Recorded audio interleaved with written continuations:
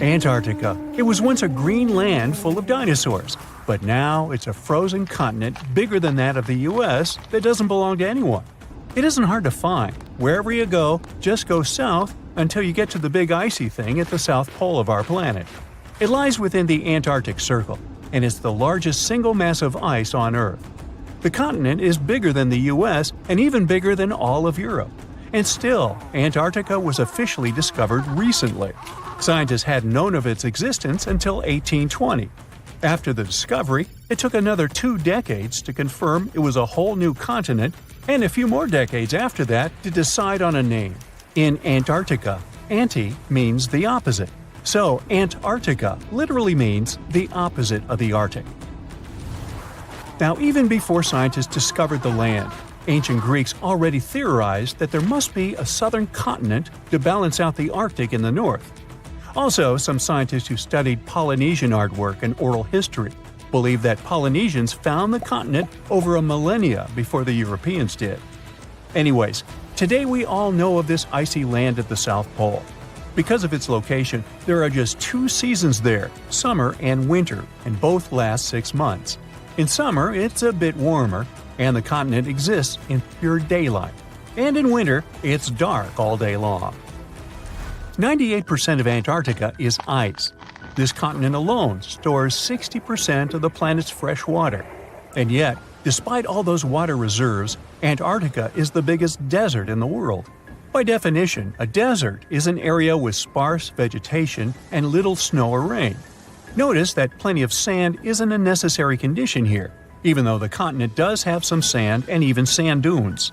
It also gets a lot of wind. Antarctica is the windiest continent on Earth, and wind speeds can reach 200 miles per hour. That's even faster than hurricane winds. The little snow the land gets never melts. It just builds up over time, for centuries and millennia. So there's a thick ice layer there. This makes Antarctica full of hidden secrets. There's a whole new world underneath its ice. For example, there are a lot of mountains on the continent that are like 9,000 feet tall. It's taller than 3 Burj Khalifas stacked on top of each other, if we must, and that's currently the tallest skyscraper in the world. But we don't see all those mountains because they're all hidden under the ice sheet that's almost 16,000 feet thick. There's also a lake down there, beneath over 11,000 feet of snow. The lake is called Lake Vostok, named after Vostok Research Station, under which it's located. Originally, it was just a hypothesis. Over a century ago, a scientist suggested that the huge pressure created by tons of ice could decrease the melting point of ice in the lowest layers of the ice sheet, creating liquid water, which could form a lake. He didn't prove his ideas in his lifetime, but others continued his work and confirmed that this theory was true. There's also a canyon in Antarctica, hidden underneath huge masses of snow too. It's deeper than the Grand Canyon we have in Arizona. There is a mountain range that divides the continent into 2 parts, East Antarctica and West Antarctica. The western part of the continent is experiencing higher temperatures and is starting to melt. If West Antarctica melts and releases its stored water, it will raise the average global sea level by about 16 feet. That will be enough for some cities all over the world to completely disappear. Perhaps the first to turn into a water world will be Thailand's capital, Bangkok, which is just 5 feet above sea level. Then it will be Amsterdam in the Netherlands, followed by Ho Chi Minh City in Vietnam, Cardiff in the UK, and New Orleans in the US. People do a lot of work in Antarctica now, residing there for many months at a time to study this mystery of a continent. Over the years, even a few children were born there. But it's not a country, and the land doesn't belong to anyone. It's governed by the Antarctic Treaty System, an agreement of peaceful research and collaboration that suspends all territorial claims. It was first signed by 12 nations, and now there are 59 supporters, half of whom have decision-making powers. The continent is occupied all year round by researchers from all over the world. There are about 5,000 people living there in summer and about 1,000 in winter. Yet no one is a permanent resident there. People come and go, and the scientists take turns spending time there. The average yearly temperature there is negative 30 degrees. But there was a time when Antarctica was about as warm as Melbourne, Australia is today. It was about 40 to 50 million years ago. Yeah, I wasn't around then. But the continent had green forests and dinosaurs roaming its land, chilling in the sun in a 63-degree Fahrenheit environment. That was before penguins. In our age, it's so cold that you won't even find any trees or bushes in Antarctica, just the snow. The only plants that can thrive in such extreme temperatures are lichens, moss, and algae. People can't stand such freezing conditions for lengthy periods of time either, so the continent has never had any indigenous population. Well, that is, if we don't count penguins, seals, whales, and a few other types of birds that live there now. Antarctica's fauna is the scariest and least diverse on the planet because only a few organisms can withstand its harsh conditions and because non-natives aren't allowed to be brought there. So, if you decide to travel to Antarctica with your cat, well, you can't. Hey, I don't make the rules. But those few species that live on the South Pole totally own the place. There are no more than 5,000 people there and around 20 million penguins. They are a kind of settlers, though. Penguins' first ancestors lived in Australia and New Zealand. There are still a few penguin species there, including the smallest penguin on Earth that is just 1 foot tall.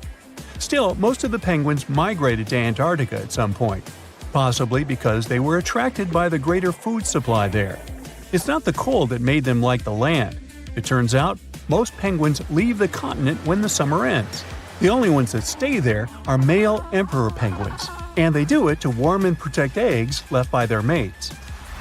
But where do all the other penguins go?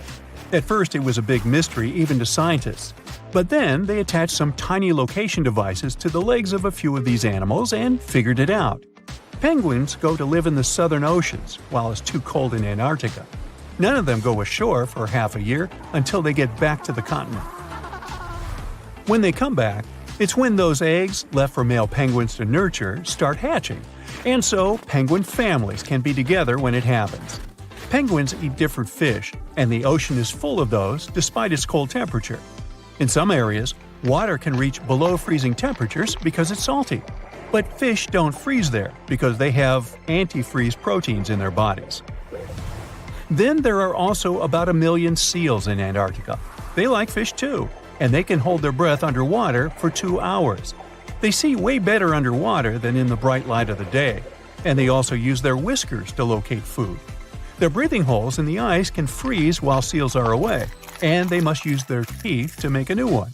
Seals can even sleep underwater and then resurface occasionally to get some air without waking up. I can appreciate that.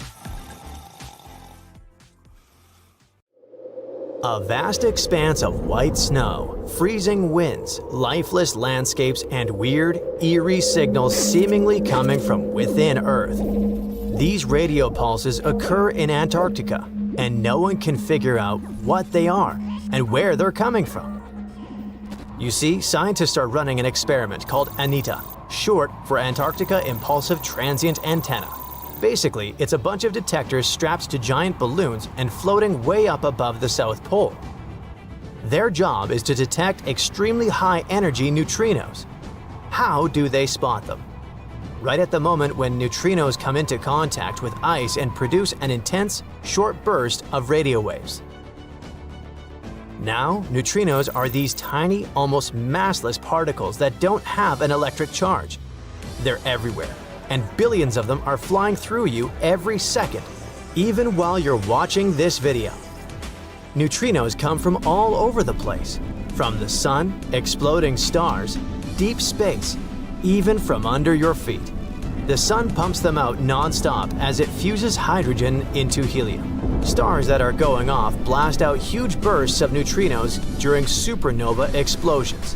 When high-energy cosmic rays hit our atmosphere, they make new neutrinos that rain down on us too. And some even come from radioactive stuff decaying inside Earth.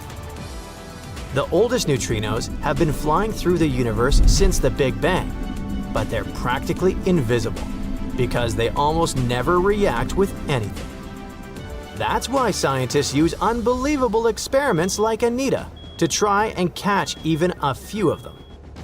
But let's get back to that fateful day when everything changed.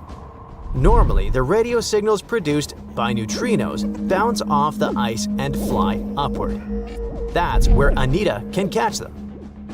This is the whole point of the experiment, to study neutrinos and learn more about distant cosmic events like supernovas or whatever's happening light years away.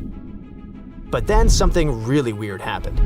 The detectors picked up radio waves that weren't bouncing off the ice at all. They looked like they were coming from below the horizon, from under the ice. Now, this shouldn't even be possible. According to everything we know about physics, signals can't just travel upward through solid rock and ice. One of the researchers, Stephanie Wiesel from Penn State, also said that those radio waves were coming in at super steep angles, like 30 degrees below the surface.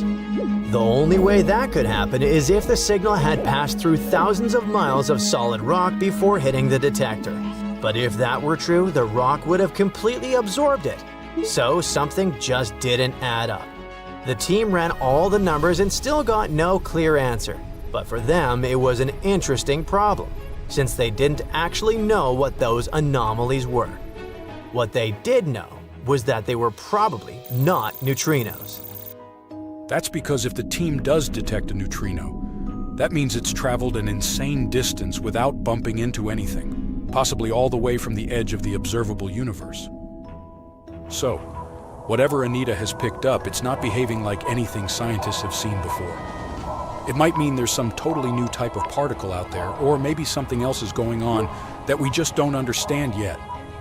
They published the findings in physical review letters, but the mystery remains unsolved. No one really knows what's going on under that Antarctic ice, just that something out there isn't playing by the rules. Now, if scientists actually manage to detect and trace where those crazy fast particles come from, they can learn tons of stuff about the universe. Way more than even the biggest, most expensive telescopes allow us to see. You see, neutrinos basically zip through space almost at the speed of light, barely bumping into anything. It means they can carry untouched data about events that happened millions or even billions of light years away. That's why Wiesel and a bunch of other researchers around the world have been building these insanely sensitive detectors to catch neutrino signals. Even the tiniest ones are super important, because in this field, one tiny blip of data can hold a treasure chest of information. So, researchers have been designing setups in both Antarctica and South America to catch these rare particles. Anita is one of those detectors, and Antarctica's the perfect spot for it. There's hardly any radio noise, there are no cities, no traffic, and no random interference. The setup is actually pretty cool. They attach a cluster of radio antennas to a giant balloon, send it a few dozen miles up into the sky, and make it float over the endless stretches of white ice. From up there, it points downward, listening for faint radio signals coming from deep inside the ice. When one of those super rare neutrinos, specifically a tau neutrino, hits the ice, it creates another particle called a tau lepton. That lepton then shoots out of the ice and starts breaking down, losing energy and turning into smaller bits. That decay process gives off what's called an air shower, kind of like a spray of invisible sparks flying through the air.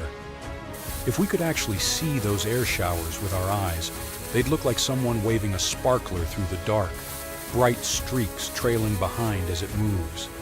Studying the direction and pattern of these signals, the ones from the ice showers, and the ones in the air showers, scientists can figure out where the original particle came from. Usually it's super precise, kind of like bouncing a ball off the ground. You can predict where it'll go. But these weird new signals don't bounce the way they're supposed to. The angles are all wrong way steeper than anything the models can explain. So the team dug deeper. First, they looked at all the data from Anita's multiple balloon flights.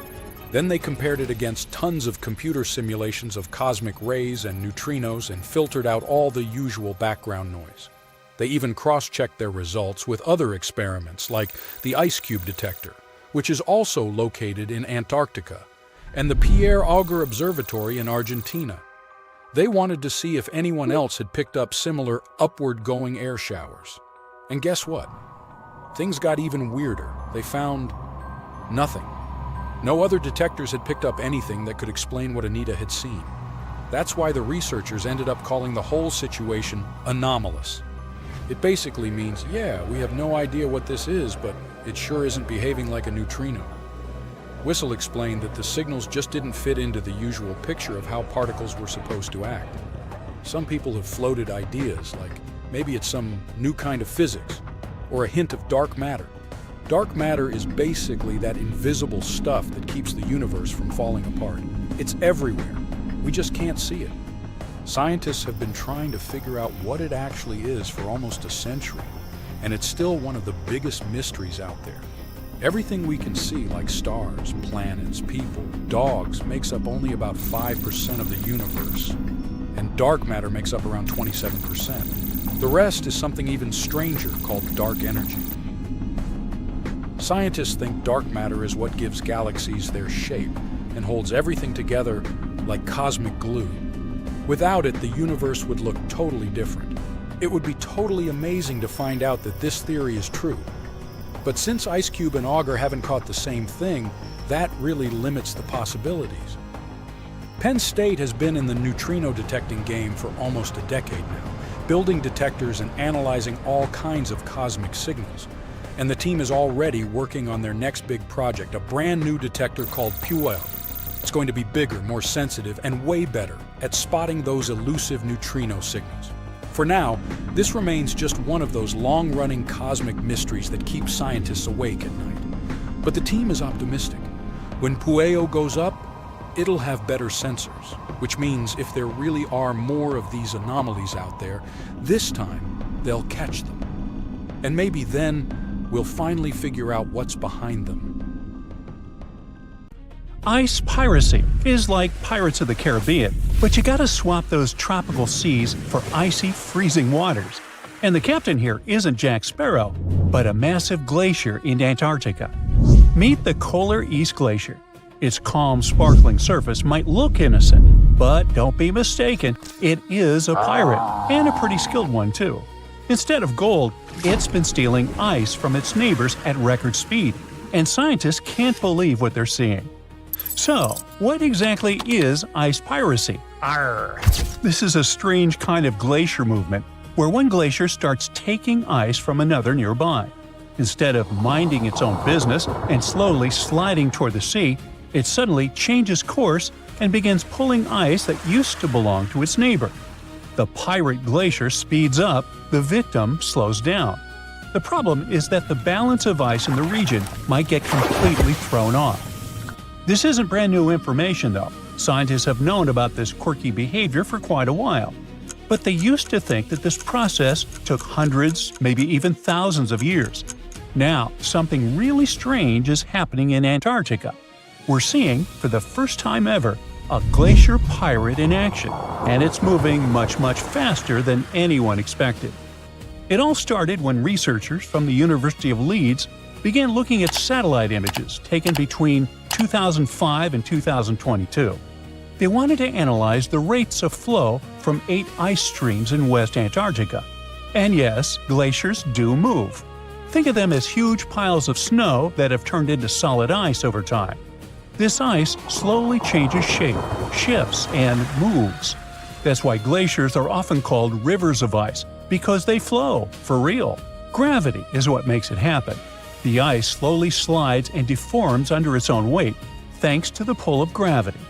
And when it comes to glacial movements, they can either advance or retreat. If more snow and ice build up and melt away, break off, or evaporate, a glacier will advance. But if it loses more than it gains, it will retreat. Oh, and glaciers also move at different speeds, depending on things like the slope of the land beneath them. But if that flow starts speeding up, well, that's bad news for coastal communities all over the world, because that means more ice is moving from land into the ocean, which contributes to Antarctic ice loss and, eventually, sea level rise. Now, back to the recent ice research in Antarctica. The team calculated ice velocity using a tracking technique that measures how visible features, like cracks or rifts on the ice surface, shift over time. And they found that 7 of those 8 Antarctic glaciers had sped up. On average, they've doubled their speed since 2005. Given the impacts of how Antarctica's climate is changing, warming up more and more each year, this doesn't really come as a surprise. But here's something strange. One glacier, just one, slowed down. We're talking about the Kohler West Glacier. It slowed by about 10% over the study period. But how can a massive chunk of ice just hit the brakes, so to speak? To figure that out, researchers looked at its surroundings, and there it was, the culprit, the Kohler East Glacier. Experts think Kohler West slowed down because it's flowing toward its pirate neighbor, Captain Kohler East. That one's moving much faster. In fact, it's one of the fastest glaciers in the area. Its speed has been increasing by about 105 feet every year over the study period. Okay, that might sound slow, even for a tortoise. But for a glacier, that's disturbingly fast. Kohler East is the Usain Bolt of ice chunks, and that's not even the most impressive part. The strange thing is that it changed its flow direction. Instead of moving straight ahead like it used to, it's now turning towards its neighbor, Kohler West, and pulling ice from it. Scientists think this is happening because the ice at the point where the glacier meets the ocean is melting faster than before. That glacier melting makes the ice thinner, and as it thins, it changes the way the ice upstream flows. So now, instead of feeding both glaciers evenly, more of that ice is being funneled onto Kohler East. In short, Kohler East is speeding up and changing its course. So now it's pulling or stealing ice from its slower neighbor. And just like that, this mysterious glacier in Antarctica became a real ice pirate. Okay, this whole ice piracy thing isn't that weird. I mean, it's part of how glaciers normally behave.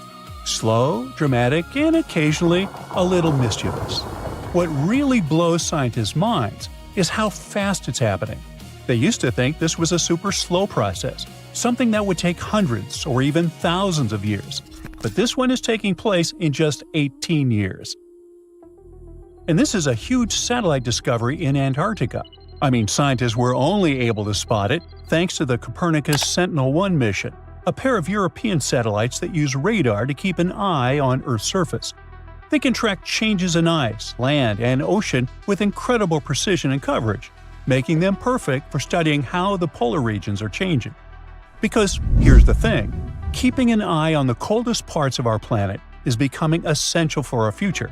And this particular part of Antarctica, where both the Kohler West and East glaciers are located, is thinning faster than anywhere else.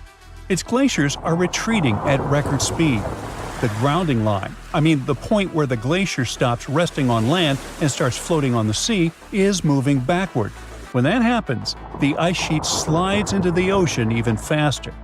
But scientists say glaciers aren't just melting, they're reshaping themselves in completely new ways.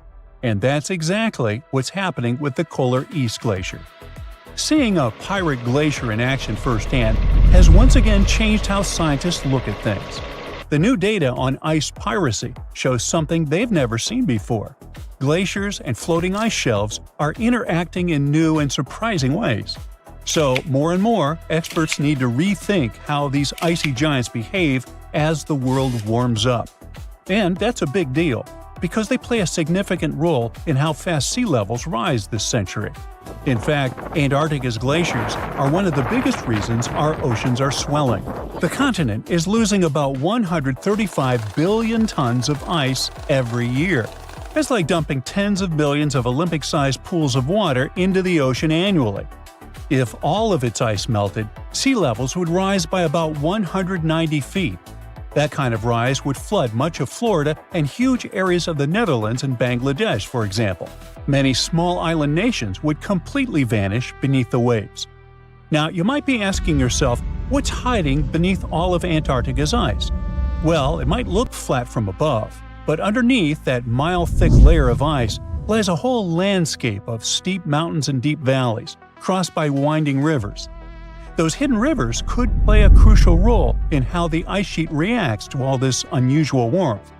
Scientists now predict that as Antarctica's ice sheet keeps melting and thinning over the next few decades, those subglacial rivers will grow, overflow, and shift into new paths. This could make some of the biggest glaciers near the coast start to break apart faster. and that would make sea levels rise more quickly. So that's why understanding these changing dynamics and glacier movement, like our icy pirate, is so important. Every new discovery helps scientists figure out what's really driving Antarctica's glaciers and how they are responding to a warming world. The more we learn about these frozen giants, the better we can predict what might happen next, and how changes down in Antarctica could ripple across the entire planet. Welcome to one of the most mysterious and unexplored places on Earth. But what's so special about that? It's just some icy peaks and the endless snowy expanse of Antarctica. Yeah, that's right, but there's still a planetary scale mystery here. No matter how hard you try, you won't see a hidden mountain range, giant, unexplored land where no human has ever set foot, and it lies under another layer of mountains. It's like a nesting doll, but the size of a continent. These mountains hide Antarctica secrets, and these secrets can tell us something awesome about the ancient history of our planet.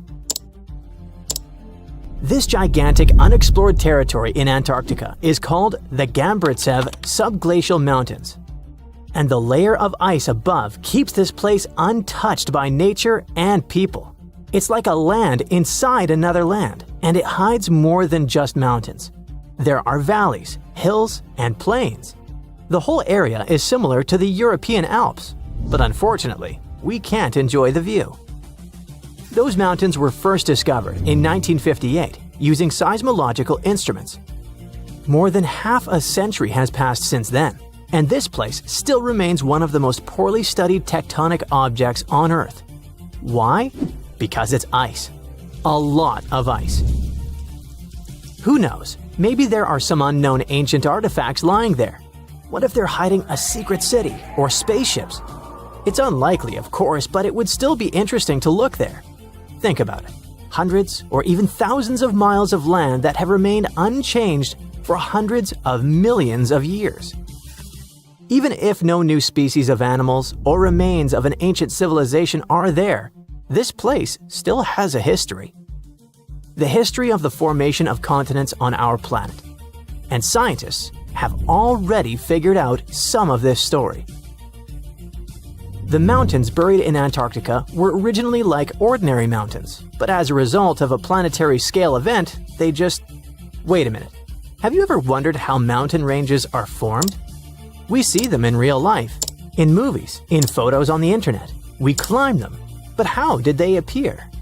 Mountains have not always existed on the planet in this form. They appeared as a result of a large-scale collision of tectonic plates. Two giant solid chunks of ground are moving toward each other, then crash, and boom! Millions of tons of the Earth's crust pile on top of each other, mix, and form ledges and gorges. And all this can last for millions of years. Yes, it's a disaster, but it's very slow. Some tectonic plates are still colliding. For example, the Himalayas continue to grow because the Indian and Eurasian plates are still ramming into each other. And this process began about 50 million years ago. The Gamburtsev Mountains under ice experienced a similar event, only much earlier. An article in the journal Earth and Planetary Science Letters says that they appeared during the formation of the supercontinent Gondwana. Two giant pieces of land were separated by a boundless ocean. But then, about 700 million years ago, they collided and formed Gondwana. This supercontinent included the territories of modern Africa, South America, Australia, India, and Antarctica. The giant pieces crashed into each other and released a stream of hot, partially molten rock. This mess grew bigger and bigger, forming mountains. The temperature of those mountains grew, their mass increased, and at some point, Gondwana became unstable. The supercontinent began to collapse under its own weight. The hot rocks below the surface began to flow sideways as a result of a process called gravitational spreading. Take toothpaste and start squeezing it out of the tube. Approximately the same thing happened with billions of tons of red-hot rock. Ancient mountains in Antarctica appeared right during this catastrophic event. You've just watched a visual simulation of global events that took place hundreds of millions of years ago. It looks cool, but how did scientists figure it out? How did they see this planetary scale destruction? If the Gamburtsev Mountains under ice is one of the most unexplored places in the world, then how could people find out its origin? The answer is simple. Tiny particles of rock have told us about the changing landscape of the planet. These are zircons, but scientists also call them time capsules. This mineral is very handy and resistant to mechanical and chemical influences. It's difficult to crush, it doesn't get affected by erosion, and it doesn't dissolve in water. And there's uranium inside it. This chemical element shows scientists the age of the rock. The fact is that uranium always decays into lead at the same rate. Scientists look at the ratio of uranium and lead and determine the age of minerals with great accuracy. Okay, this sounds a bit complicated. Here's a simple example. Imagine that each mountain belt is a clock that starts ticking at the moment of its formation. That is, after the collision of tectonic plates. After the rock forms, uranium begins its slow decay. The more time passes, the more uranium turns into lead. The rate of this decay is always the same. This decay can last for billions of years. The less uranium is in zircons and the more lead, the older the rock is. And this is how it happens in practice. Geologists take several rock samples. In a lab, they crush it to extract crystalline zircons. Geologists then dissolve the particles in acid to separate uranium from lead. Then they use a special device, a mass spectrometer that accelerates atoms and sorts them by mass. This is a rather complicated process, but the bottom line is that this device shows scientists the amount of uranium and lead. They look at the ratios of these two elements and calculate the age of the rock. Geologists took zircons from sandstones near the Gamburtsev Mountains, studied those particles, looked at the level of uranium, and calculated the chronology of mountain formation. Then they compared the data obtained with the history of our planet and realized that the mountains buried in Antarctica appeared during the formation of the supercontinent Gondwana. But how did they find out that the supercontinent included Australia, India, and Africa? Zirconia from those Antarctic rocks turned out to be very similar to zirconium from those countries. That is, a long time ago, these three continents were together. So, the Gamburtsev Mountains began to grow about 650 million years ago. About 580 million years ago, they reached the height of the Himalayas, and 80 million years later, they experienced the melting of the Earth's crust. And while most of the mountain ranges on the planet were changing and collapsing, the Gamburtsev Mountains under ice remained untouched. Water, soil, wind, earthquakes, gravity, and other natural forces destroy mountain belts. This process is called erosion. But mountains buried in Antarctica haven't experienced anything like this. The cold temperature and the ice sheet around them kept this range unchanged. It's one of the best preserved ancient mountain belts on the planet. Okay, but why do we need to explore these mountains? What difference does it make that the supercontinent Gondwana collapsed in the past? It's possible that plants, frozen bodies of insects, or ancient bacteria have remained preserved under thick layers of ice. What about ancient animals? Many species could have lived on Gondwana. Studying ancient mountains in Antarctica can show us what the planet looked like about 500 million years ago. When Antarctica was a green continent, what lived on it? What happened to this life? Is it possible to revive those ancient creatures after so many years? If scientists were able to calculate the date of the supercontinent's appearance using tiny particles, then imagine what they could find after examining this hidden mountain range. It all sounds very interesting. But there's one problem. To take a small piece of this unknown world, you need to drill through a lot of ice. You need to deliver heavy equipment to one of the most inaccessible continents in the world, build stations, obtain an energy source, and conduct large-scale research. It sounds incredibly expensive, so this hidden territory will probably remain a mystery for a long time. Let's just hope that some billionaire will want to find out Antarctica's secrets and arrange a large-scale expedition there. Ooh, mysterious mountain ranges hidden under thousands of tons of ice.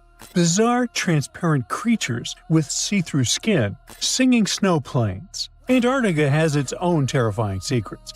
And now, a mysterious ice hole the size of Switzerland that keeps popping open. And scientists have finally figured out why. This hole, called the Maud Rise polynya, was first spotted in 1974 and 1976 in the Weddell Sea. Since then, it's been kind of playing hard to get. Sometimes it appears, sometimes it disappears for years. And when it does show up, it mysteriously changes size.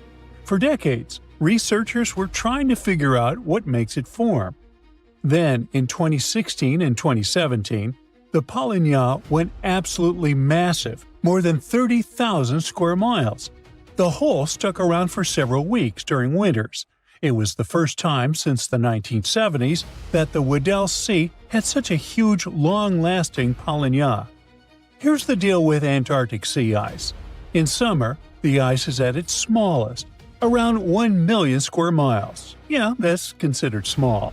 By winter, it spreads to a whopping 7 million square miles, covering about 4% of Earth's surface in weird white tiles.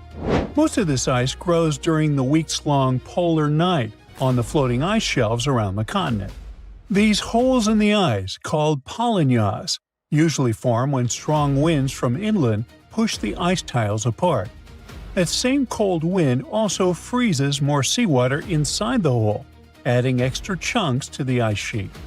But the Maud Rise polynya isn't near the coast, where those winds normally help make holes. Out in the open ocean, holes like this are rare. Add in the fact that ice across the Southern Ocean has been shrinking. No wonder scientists are left bewildered. What exact conditions are creating this stubborn giant ice hole? To crack the mystery, the scientists dove into a mountain of data. Satellites, floating sensors, even info from tagged marine animals. Plus, they had years of past observations from other researchers. And they found something unusual. In 2016 and 2017, the Weddell Sea's circular ocean current, called the Weddell Gyre, was stronger than usual. That extra punch made it easier for salty, warmer water from deep below to reach the surface. The Maud Rise polynya sits above an underwater mountain called Maud Rise.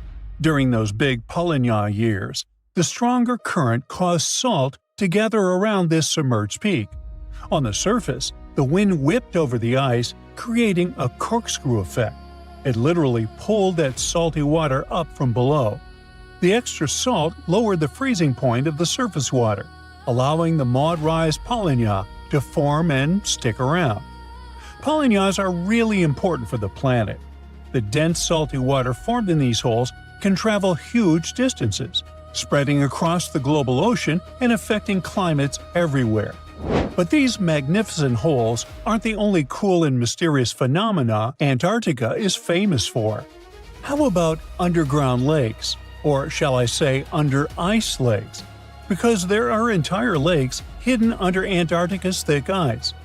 Scientists first found them back in 1970 using radar, and now they think there are around 400 lakes tucked under around 2 miles of ice in the explored areas. These lakes likely formed after Antarctica broke off from Gondwanaland, the ancient supercontinent. Surprisingly, the water in the lakes doesn't freeze because the ice above presses down too hard. Hey, it's physics, bro! The biggest of them all is Lake Vostok, discovered in the 1990s. It sits a bit more than 2 miles below the ice. Scientists have drilled down to take samples, and the water they pulled up was about 26 degrees Fahrenheit, even though the lake had been trapped under ice for over 20 million years. There's also Lake Williams. In 2014, scientists made a lit discovery there. They found a thriving colony of microorganisms nearly a mile under the ice. Those tiny creatures never saw sunlight or fresh air. Instead, they used methane and ammonium as energy to grow. Another marvel hides in plain sight in the McMurdo Dry Valley. It's a waterfall that looks like something straight out of a horror movie. Bright crimson water, like blood gushing from a wound in the ice, pours down 5 stories from Taylor Glacier into Lake Bonny. Ooh, spooky. But there's actually a scientific reason behind it. The water that feeds Blood Falls used to be part of a salty lake. Now, it's completely cut off from the atmosphere because glaciers formed on top of it. Trapped more than 1,300 feet underground, the water has become super salty, 3 times saltier than seawater, and it can't freeze.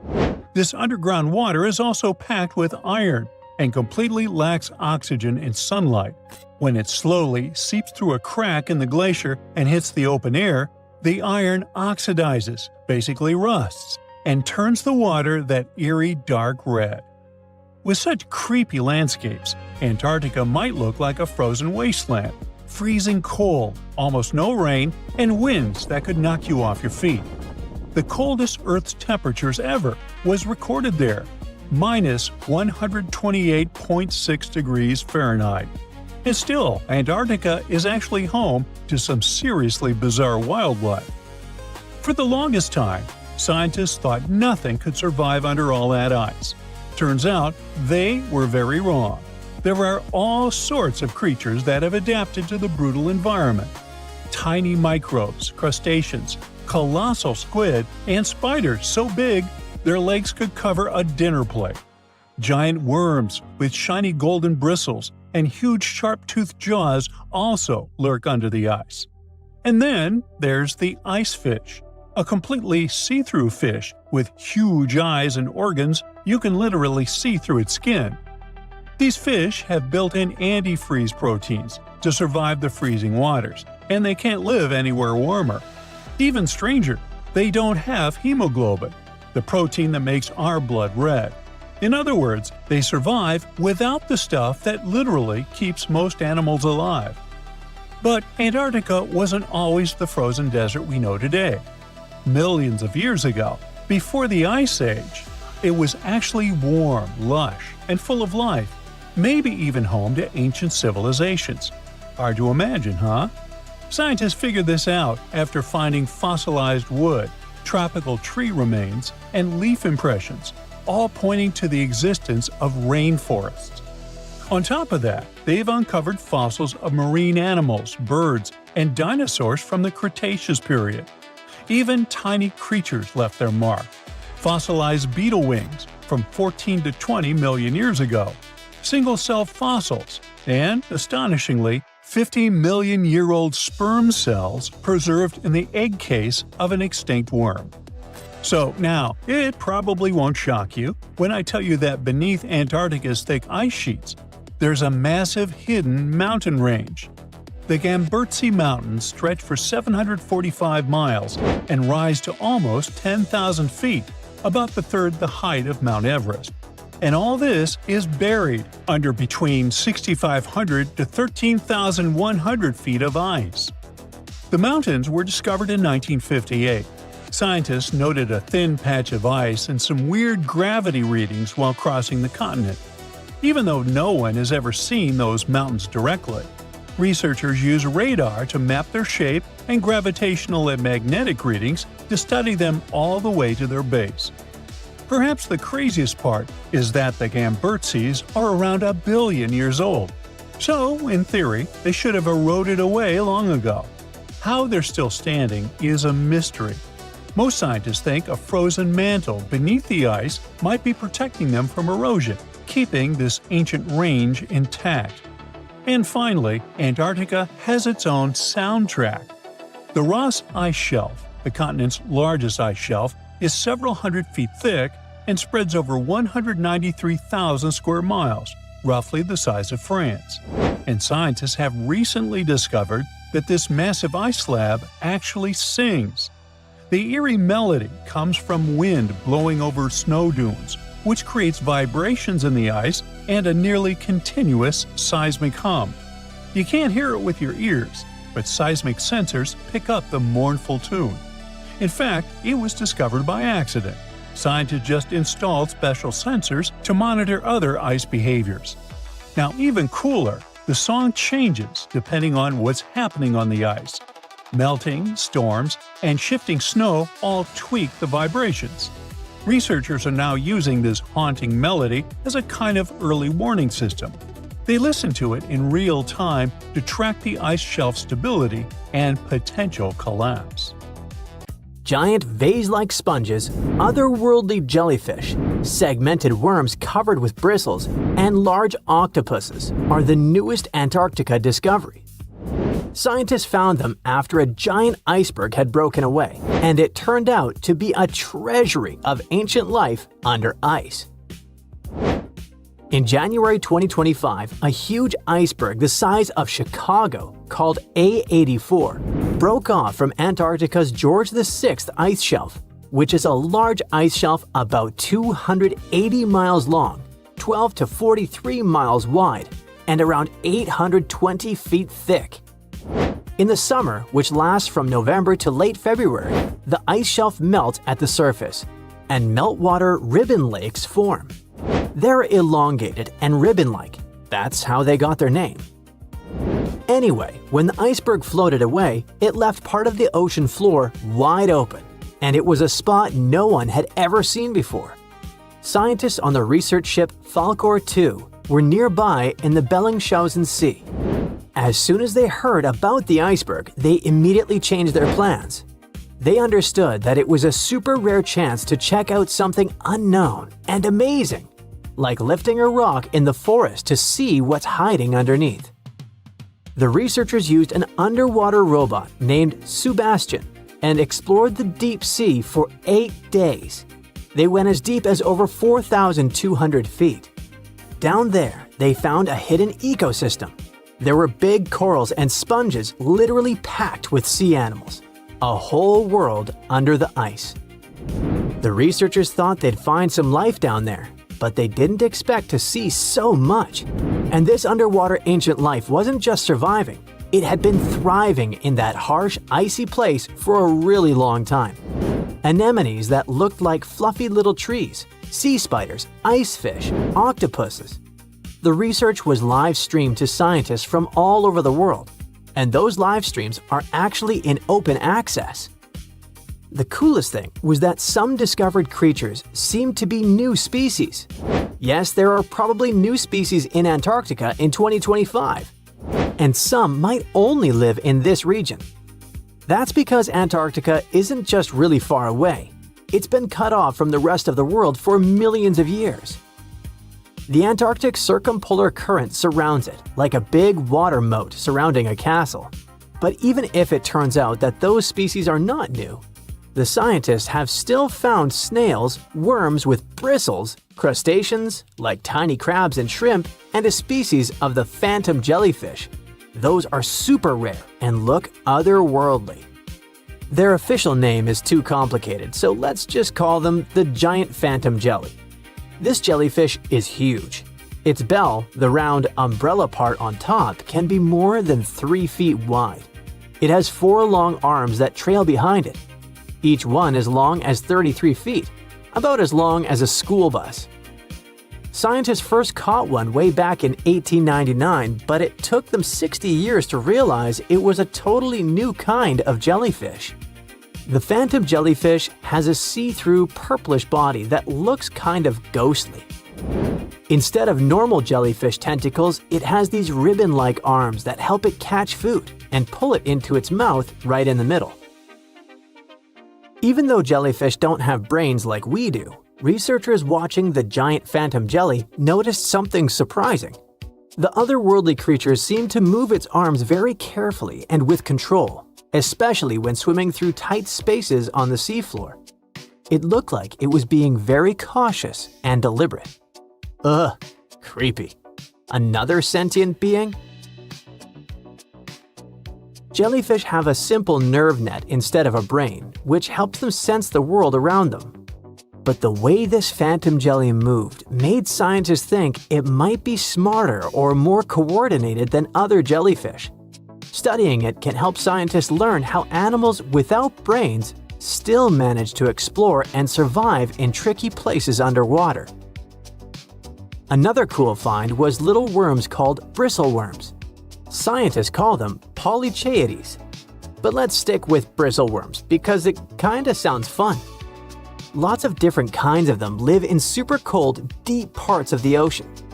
Bristleworms have bodies made of many segments, and they have tiny little bristles all along their sides. These bristles help them move around, feel what's near them, and even protect themselves from danger. One cool example is the Antarctic scaleworm. It's a type of bristleworm that lives in really cold, deep waters and has shiny, golden bristles that make it look pretty fancy.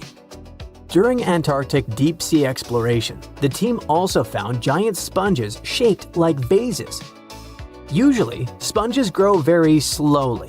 So to get that huge, they must have been growing there for a really long time, maybe even hundreds of years.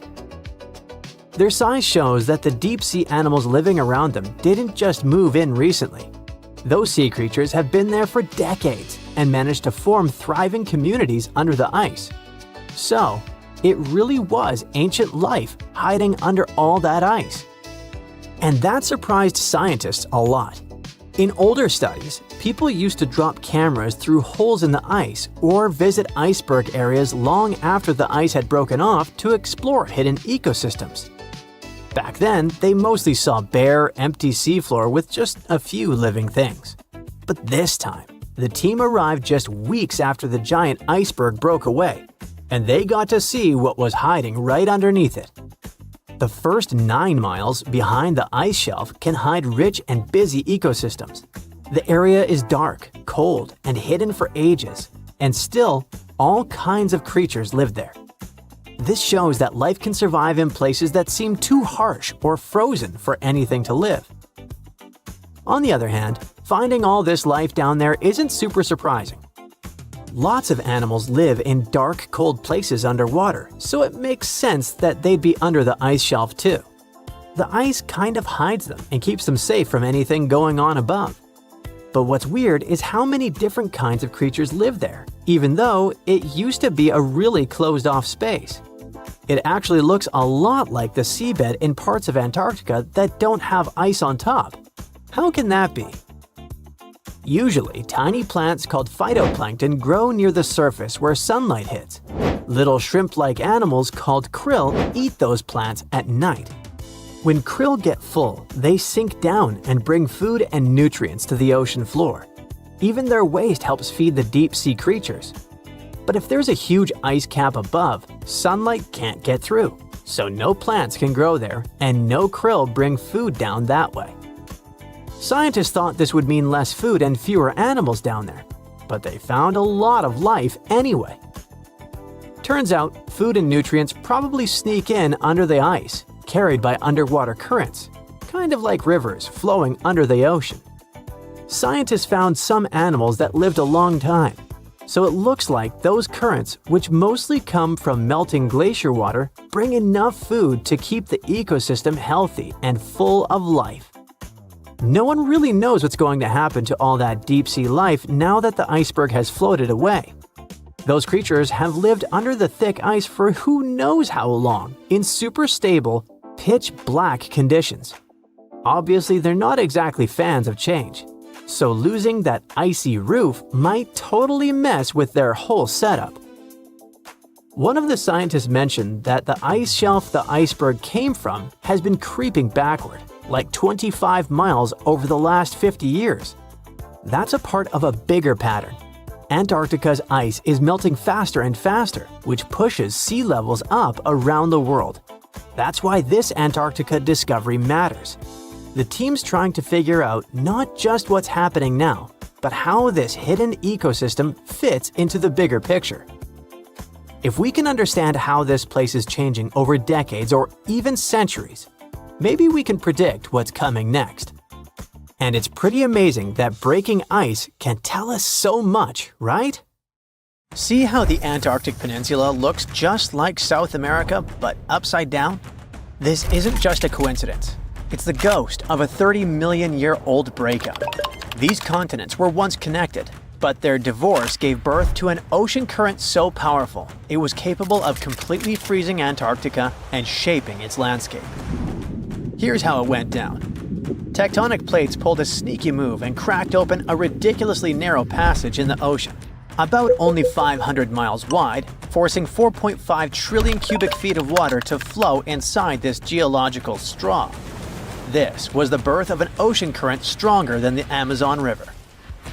This ocean current, called the Antarctic Circumpolar Current, by the way, flows in a circular motion, going clockwise because of the strong winds that blow over there.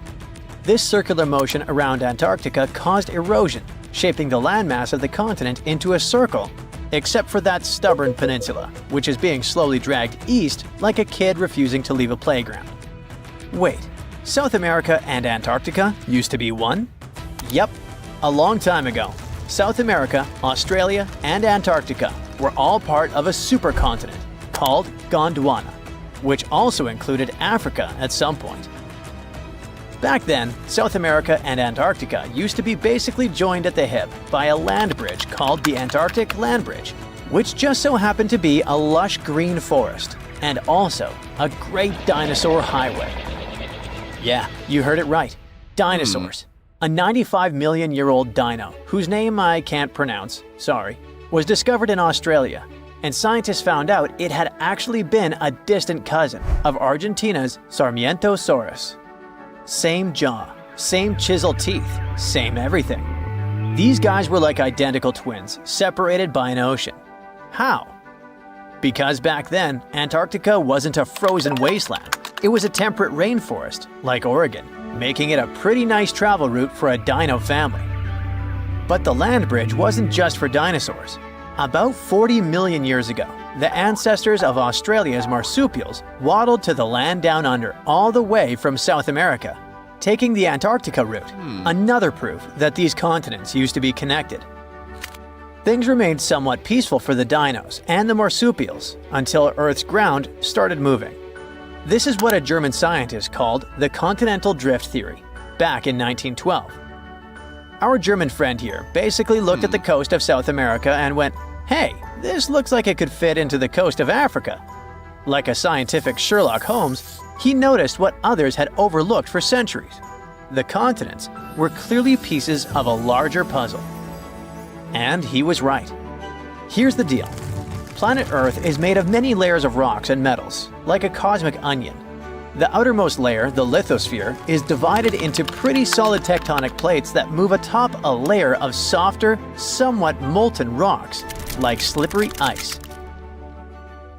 This is why the plates move. In fact, they've been rearranging Earth's face for billions of years, with supercontinents forming and breaking apart in cycles, like a slow-motion game of bumper cars. This movement might be pretty slow since most tectonic plates only move 0 to 3.9 inches every year, except for the Nazca plate, racing ahead at 7.8 inches, about as fast as your hair grows. But don't let their snail's pace fool you. These shifting slabs are the ultimate planet shapers. Their slow dance gives us everything from earthquakes that build mountains, like the Himalayas, to rifts that birth oceans, like the Atlantic. All because the oceanic crust is dense and sinks like a stone, while continental crust floats like a cork. It's this density difference that explains why continents exist at all. Without it, Earth would be completely covered by shallow seas. This slow-motion planetary renovation project is exactly what tore South America and Antarctica apart 30 million years ago. The plates under these continents started to drift apart in a process called crustal extension. It's like the lithosphere was pizza dough being slowly stretched until it thins and splits. As the crust stretched, it became thinner and weaker, eventually cracking like the surface of a drying lake bed. This whole thing gave birth to a new tectonic plate, the Scotia Plate, that emerged between South America and Antarctica, like a geological divorce lawyer. For a while, parts of this plate stayed above water as the last gasp of the Antarctic land bridge. It was Earth's version of that one thread still connecting your hoodie after the zipper breaks. These final connections might have persisted as chains of islands, but just like that fraying hoodie, the connection couldn't last forever.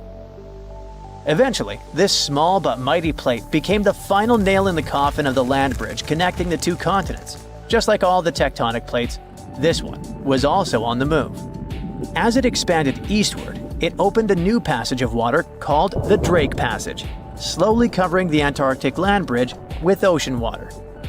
The process was like pulling open elevator doors. At first, just a crack, then wider and wider until the connection was completely broken. This geographical divorce had chilling consequences. The new Drake Passage allowed the Antarctic circumpolar current to form, creating an endless loop of cold water that isolated Antarctica, shaped its land, and even cooled the entire planet. This current acts like a wall around Antarctica, blocking warm water and invasive species while regulating global climate. Eventually, Antarctica turned into an icebox that is 98% covered in ice sheets, and that holds about 61% of Earth's fresh water. Nowadays, this continent holds the title of the windiest, driest, and iciest place on Earth. It's a frozen desert where temperatures plunge below -128.6 degrees Fahrenheit, cold enough to freeze your breath mid-air. A layer of ice there can be more than a mile thick, and it expands even further in winter to cover an area larger than the continental United States. Today, if you want to travel to Antarctica, the quickest sea route is through the Drake Passage, a 500-mile-wide body of water that is narrow enough for the winds to scream across thousands of miles, transforming into monstrous waves that can tower up to 49 feet. Though calm days create waves only 13 to 16 feet high. Still twice as tall as Atlantic waves, mind you. This is probably why sailors call this stretch of ocean the Drake Shake. But tectonic movement isn't just about shifting continents. It's Earth's ultimate life support system. You see, about half of our planet's heat comes from radioactive decay in the core. Thanks, uranium-235. Something like nature's nuclear reactor. This heat is behind everything from volcanoes to the very plate motion that once connected Antarctica to South America. And it only comes out of the core because of tectonic movement. Without this internal heat engine, Earth would be just like Mars. When the plates move and release heat, they also release CO2 gases into the atmosphere, regulating the temperature of our planet. And when the plates move underwater, they take a lot of this CO2 back to Earth's interior, recycling all this gas. This is why the plates can change our air, climate, and even the evolution of life itself just by moving around. But billions of years ago, these plates were not moving around. Back then, it was like Earth was wearing a solid ceramic shell with many cracks. But even without tectonic movement, the heat managed to escape through these cracks in a process called stagnant lid tectonics, kickstarting all life on Earth. And no, tectonic movement is not a thing of the past. Earthquakes are the living proof that it is not just happening today, but might repeat again on a more dramatic scale in the future. You see, to form supercontinents like Pangaea, smaller megacontinents have to dive beneath another. And scientists predict that a similar process might create a new supercontinent called Pangaea Proxima in 250 million years. By then, humans might be extinct or living on Mars, but Earth's tectonic dance will continue, even without us. Not bad for something that moves more slowly than a traffic jam. Turns out, Antarctica and South America used to be BFFs before all that tectonic drama split them up, like a messy breakup that literally froze one of them out. Now, they just awkwardly mirror each other from across the Drake Passage. Classic exes. Antarctica, a snowy world of about -46 degrees Fahrenheit, covered in ice for millions of years. But it wasn't always this way. Scientists just found something buried deep beneath the seafloor that shouldn't exist. Tiny, golden droplets of amber. This means that Antarctica was once teeming with life and thick with trees. But something happened to it. Something that could reshape the way we see our own future. Antarctica has been a land of howling winds for millions of years. No tree can grow here today. But scientists who studied those lands decided to drill deep beneath the Antarctic surface. They went thousands of feet below the ice, pulling up ancient layers of sediment. And there, trapped in time, they found tiny pieces of golden amber. Amber is basically fossilized tree resin. It's found all over the world, often with perfectly preserved pieces of ancient life. Insects trapped mid-flight, pollen frozen in time. Entire tiny ecosystems can be locked inside golden droplets. In every continent, but not in Antarctica. Until now. They discovered tiny specks from 0.5 to 1 millimeter in size, smaller than a grain of sand, but with huge significance. This droplet had once oozed from the bark of a tree about 90 million years ago. What's even wilder, amber is only produced by certain types of trees, the ones that grow in humid, temperate rainforests and jungles. That's when the realization hit. Antarctica used to be a rainforest. Those tiny flecks of amber, clearly seen only under a microscope, tell us a vivid story of a living and breathing ecosystem. Around 90 million years ago, during the Cretaceous period, when dinosaurs ruled the Earth, Antarctica could have been covered in lush, swampy forests filled with towering conifers, ferns, and ancient plants. Some of the fragments showed signs of damage. That means the trees that produced them had been injured, perhaps by wildfires or parasites. Though despite that, and despite the fact it spent millions of years on the seafloor, this amber was almost perfectly preserved. Solid, transparent, and free of cracks. Normally, amber buried under extreme pressure and heat just crashes over time. But this piece, it survived. That means other pieces could survive as well, and we might find more of them on the ocean floor.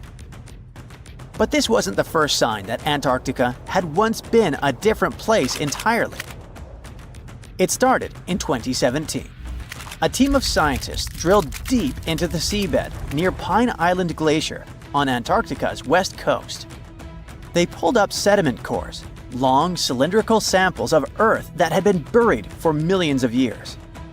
And it was insane. Inside these layers they found fossilized roots, pollen, spores, traces of an ancient forest that had once thrived here. And that's exactly what they'd been studying ever since then.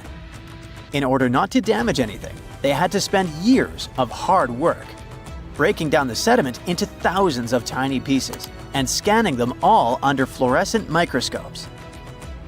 The same team also found another piece of the puzzle back in 2020.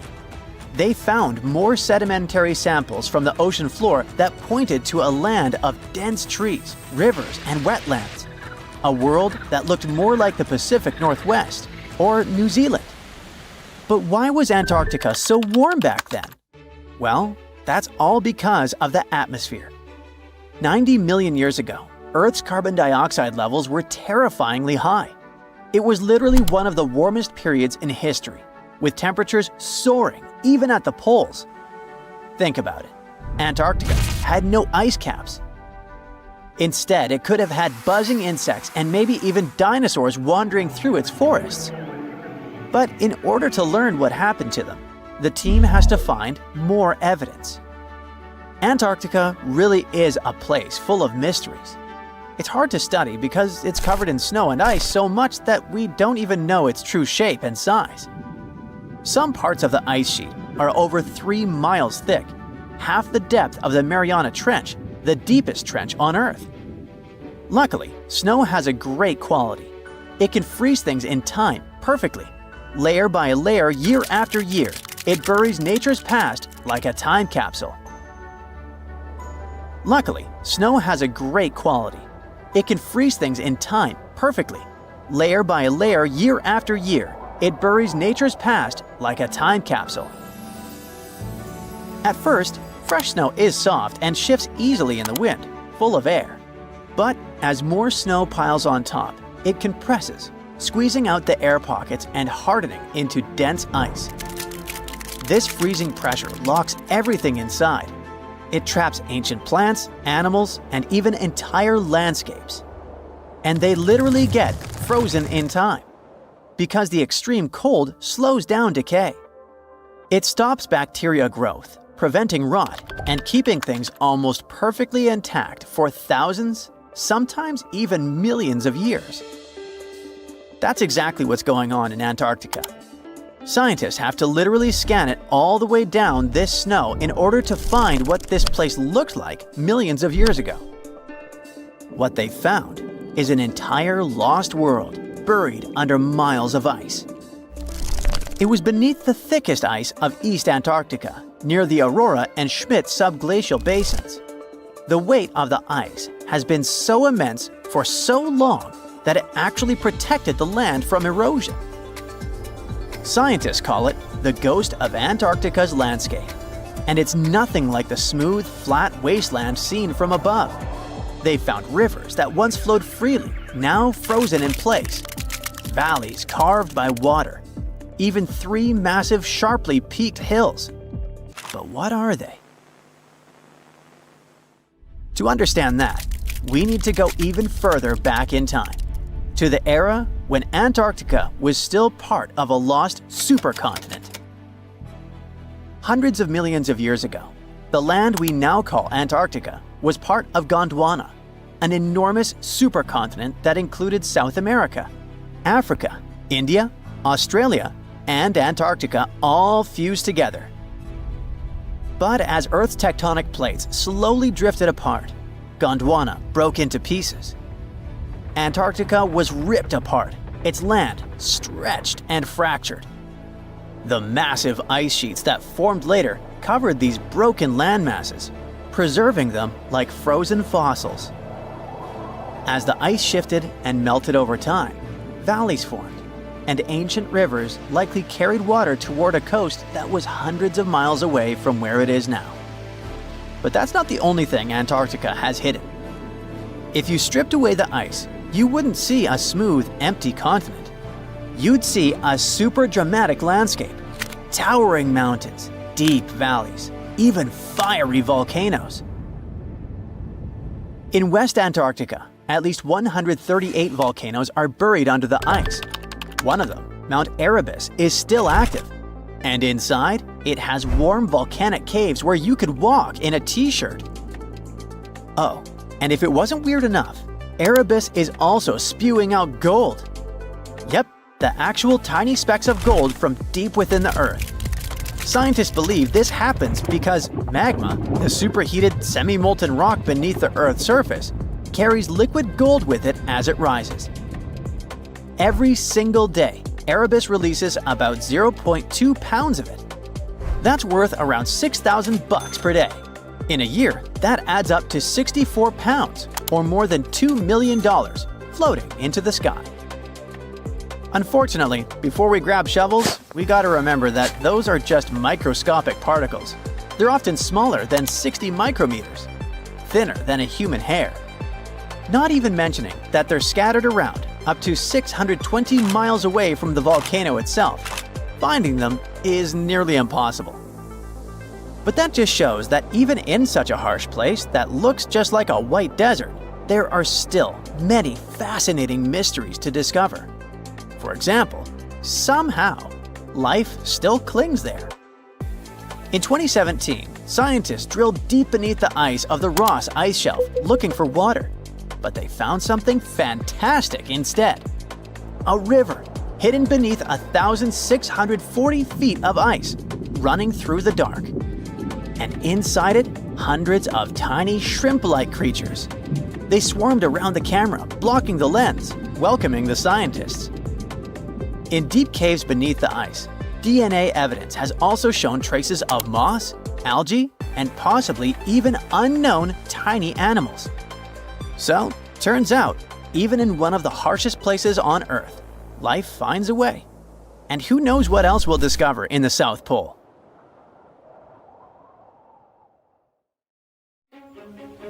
Ooh, you're diving into the dark and icy waters of Antarctica. The airy blue darkness is enveloping you, reminiscent of the vast expanse of open space. In these depths, where you least expect to encounter any living creature, you suddenly hear a loud, strange sound. a quacking noise as if a giant duck was hidden in the deep. In 1960, researchers first recorded this sound and named it Bioduck. Clever. For decades, they tried to unravel the mystery of its source. Was it a giant kraken?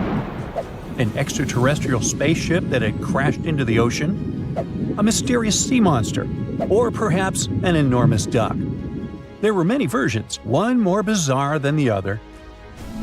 Oceanographers detected similar sounds in other locations as well. Off the western coast of Australia and near New Zealand, they recorded similar but higher pitch signals, which they named Biogoose. It seems the creepy atmosphere of the story disappears with such names. Anyways, these sounds were not isolated incidents. They happened multiple times with consistent intervals. Many initially thought the source must be mechanical, given the regularity of the sounds. However, studying the oceans in the latter half of the 20th century was challenging because of limited technologies. Nevertheless, scientists persisted in collecting data on Bioduck and Biogoose, driven by their insatiable curiosity. As more data accumulated, so did the theories. But scientists eventually uncovered the mystery. Bioduck turned out to be a form of communication with a biological origin. When researchers analyzed the repeating sounds, they noticed that the signals never overlapped. One source would speak while the others remained silent, suggesting a form of communication. The question remained, which ocean creature possessed such an extraordinary method of communicating through varied frequency sounds? The answer, as many have guessed, is whales. Scientists compared the Bioduck sound from Antarctica with the calls of minke whales and found striking similarities. The Biogoose sounds from the waters off Australia and New Zealand likely belong to other species or very young minke whales. This discovery, however, only deepened the mystery. What purpose did these sounds serve? Were the whales discussing their dinner plans, laughing at the humans recording their voices, or perhaps sharing deep insights about the universe? The possibilities were endless, but the most astonishing revelation was that humans might one day learn to communicate with these magnificent creatures. Communicating with whales is no longer a far-fetched idea. Scientists from the University of California have already established contact with a humpback whale named Twain. In a groundbreaking experiment, researchers conducted a 20-minute conversation with the marine mammal. Here's how they did it. The specialists went on a marine expedition to the coast of Alaska, where they recorded the sounds of a group of humpback whales. Then they played these sounds through speakers, sending the signals back into the ocean. The recorded sounds resembled a greeting, like, "Hey, what's up?" but in the whale language. These greetings are used by whales to call each other or indicate their location. Now, soon after sending the signals, the researchers received a response. Twain approached the boat, circled it, and replied with a "hey" of its own. This marked the beginning of the first ever human-whale conversation. For 20 minutes, the scientists sent 36 signals to Twain, and each time the whale responded.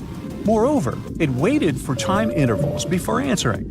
That is, the team received a response from the whale, waited 10 seconds, and turned on the sound again. Researchers then waited 10 seconds and answered. It seems that Twain was a very delicate interlocutor. Maybe it was a gentleman in the whale world, who knows? Or maybe it was simply intrigued by the unusual interaction. The signals used in this communication belonged to a group of whales that included Twain. It's likely that the researchers had recorded Twain's own sounds and used them to communicate with it. In a sense, Twain was conversing with itself.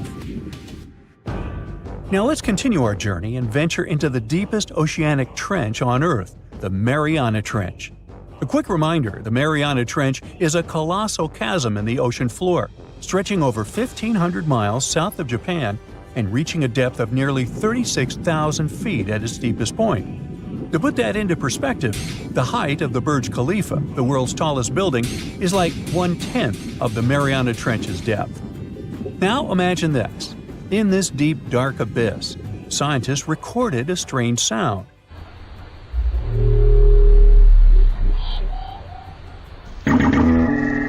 Unlike Bioduck, this sound resembled something from a science fiction movie, a low rumble,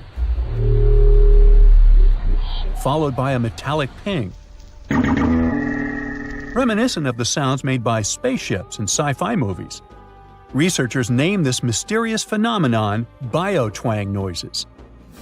Scientists first detected this strange sound in 2014 during an acoustic survey of the Mariana Trench, and they quickly identified its source: whales, specifically Bride's whales.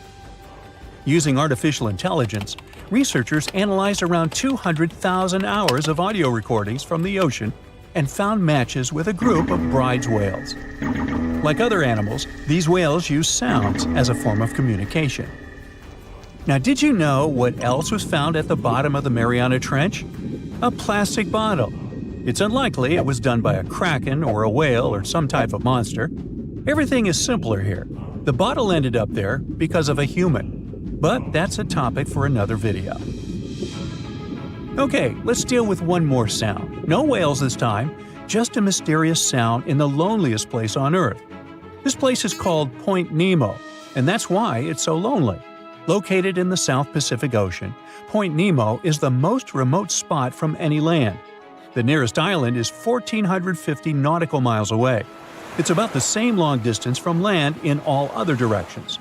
Moreover, here, there's almost no marine life, since few water currents reach this spot, and therefore few nutrients are supplied. In a sense, it's a water desert. And so, in 1997, oceanographers recorded a very strange and frightening sound coming from the depths in the area of Point Nemo.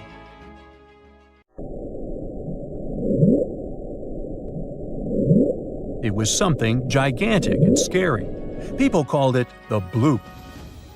As soon as journalists found out about this phenomenon, people around the world began to invent the most fantastic versions.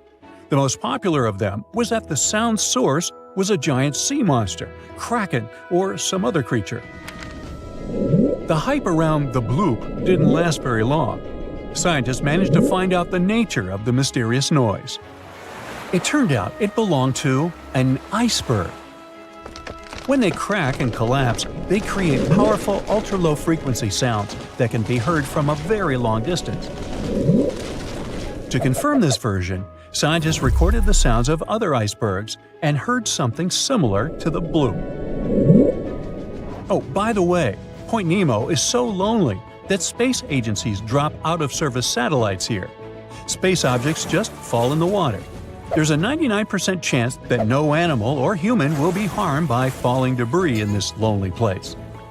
That's why many people call it the satellite cemetery. But what if, someday, a spaceship from another planet falls here? What if it has already fallen in Point Nemo and sometimes emits an emergency signal that breaks through the ocean? Ooh. All the mysteries you have heard have already been solved. How about we end this video with a mystery that still baffles scientists? Meet Upsweep.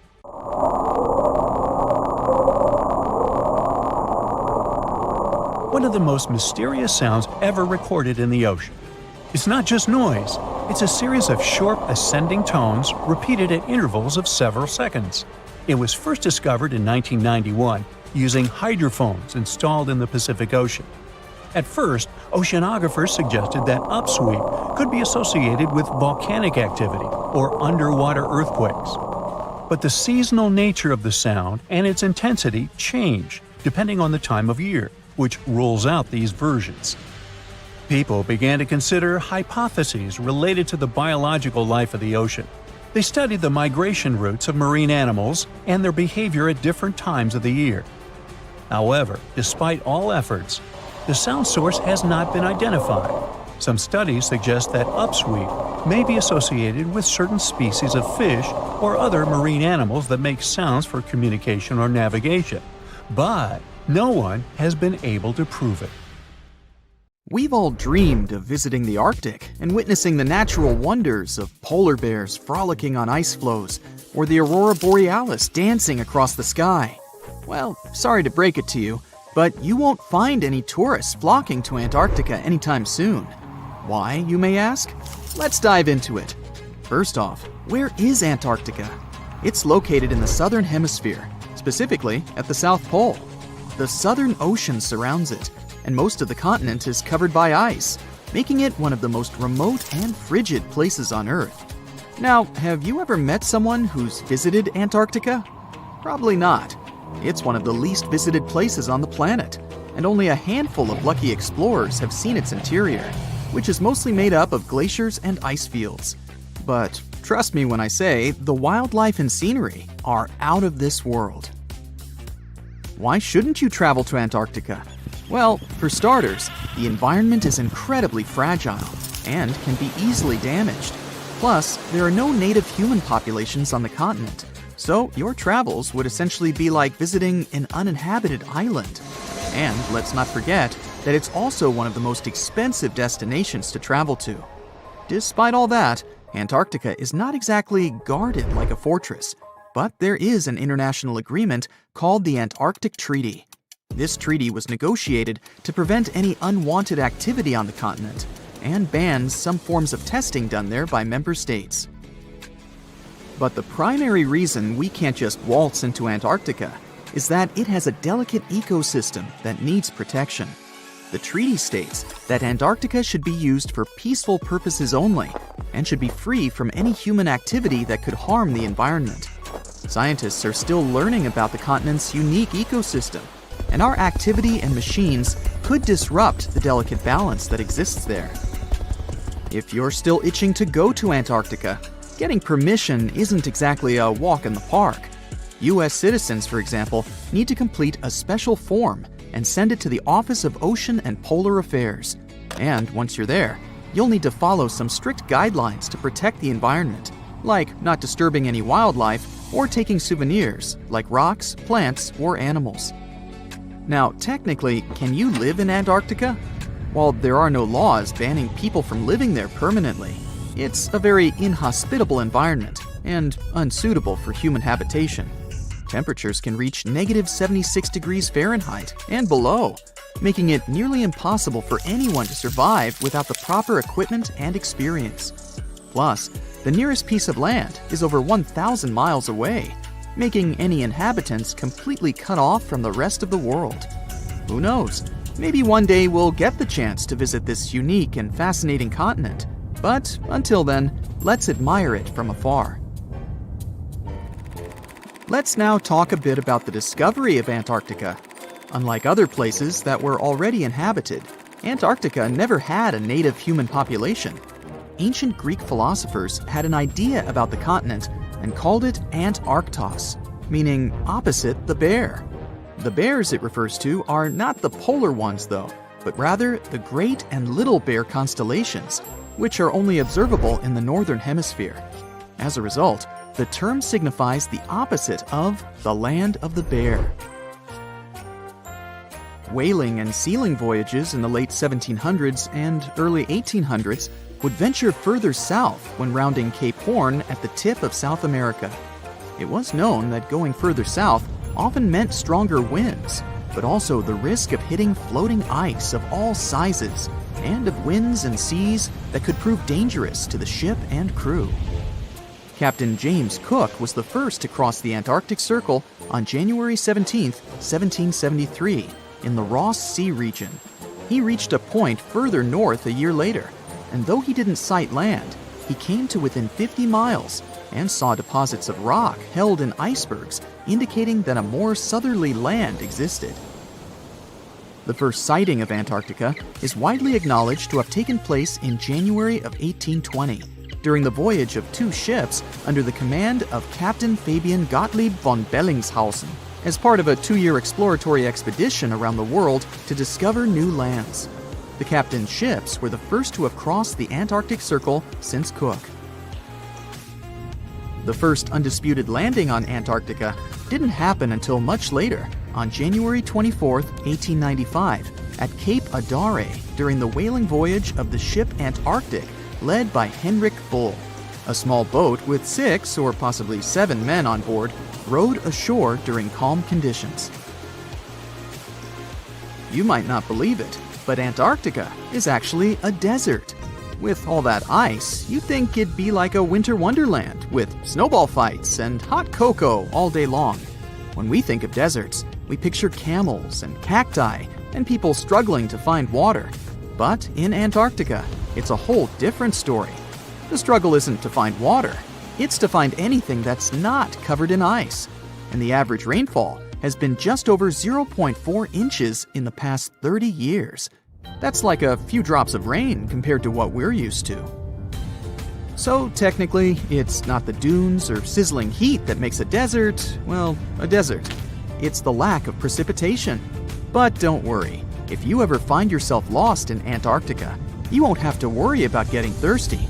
Just make sure you bring a jacket and some mittens, because it's cold enough to make you into a popsicle. Not only is Antarctica one of the driest places on Earth, but it's also the coldest, the windiest, and the highest. Talk about overachieving. The penguins and scientists down in Antarctica have at times found themselves in a bit of a pickle when it comes to time. You see, unlike the rest of us on this big blue planet, there is no Antarctica time zone. All the lines of longitude meet at a single point at the South Pole, making it a bit of a head-scratcher when trying to figure out what time it is. Now, you might be thinking, but how do the scientists and researchers keep track of time down there? Good question. They typically stick to the time zone of the country they departed from.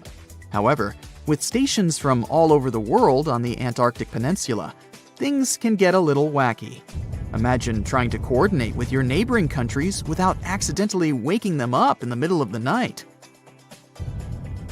You might think that not much could survive in a place where the temperature is extremely cold, the sun barely shows up, and the wind could blow you away faster than a tumbleweed. Well, as in many places on Earth, life found a way in Antarctica too. Believe it or not, this frozen continent is buzzing with activity. It's home to billions of krill, which in turn attract lots of seals and more penguins than you can shake a fish at. But don't let their cute and cuddly appearance fool you. Penguins are the ultimate swimmers, with streamlined bodies that would make Olympic medal winners jealous. They come ashore to breed and chill, but their real talent is stealing pebbles from each other and forming mathematically precise huddles to stay warm. Antarctica is also home to the largest species of penguin on Earth. It's called the emperor penguin. Sure, these creatures are flightless birds, but that doesn't mean they can't jump. In fact, some of them can leap up to 120 inches. And let's not forget about the seals. With their furry bodies and special songs, these marine mammals are protected by the Antarctic Treaty, and they're thriving in the cool waters of the Southern Ocean too. But the real stars of the show are the whales. During the Antarctic summer, these huge creatures show up in droves to chow down on the abundant krill. It's indeed like a whale buffet down there. So, there's a mysterious doorway in the middle of Antarctica. Some people think it's Bigfoot's vacation home, or a shuttlecraft from Star Trek, or maybe a door to Agartha, a mythical kingdom some people believe is located in the center of the Earth. Well, the scientists debunked all these poetic theories and explained that what looks like a mysterious doorway is located in an area of fast sea ice. It's offshore of the coast and is full of little islands with shallow water around them. When ice flows around hard rocks hidden underneath, it can create patterns that look odd but are totally normal. In this spot, the ice is thin, so the rocks underneath have a big effect on how the ice moves. The cold winds in Antarctica also shape the ice and snow and make it look like they're lines and shapes. So, the mysterious doorway is just a rocky ridge poking out because the ice has melted a little. The top of the doorway is the tip of the rock, and the sides are snowy trails left by strong winds blowing in the same direction. It's essentially an iceberg that got stranded and is melting in one place. One YouTuber found another out-of-place mysterious object more than 150 miles off the shore of Antarctica, a 400-foot-long ice ship. The internet went wild with theories like that the ship must have ended up there right from the Bermuda Triangle. But there was no scientific proof that it was a ship and not just a large chunk of ice. And once some other internet users revisited the place, they noticed the ice melted in the summer and the hypothetical ship was gone. Another mysterious Google Maps find in Antarctica was a pyramid. And before you make up an exciting theory about how the ancient Egyptians built a secret base here, I have to tell you it turned out to be just a mountain. It's part of the tallest mountain range in Antarctica that stretches for almost 250 miles. It's not the first pyramid on this continent, as explorers from the British Antarctic expedition found another unusually shaped mountain and nicknamed it the Pyramid. But this one didn't even have a pyramid shape.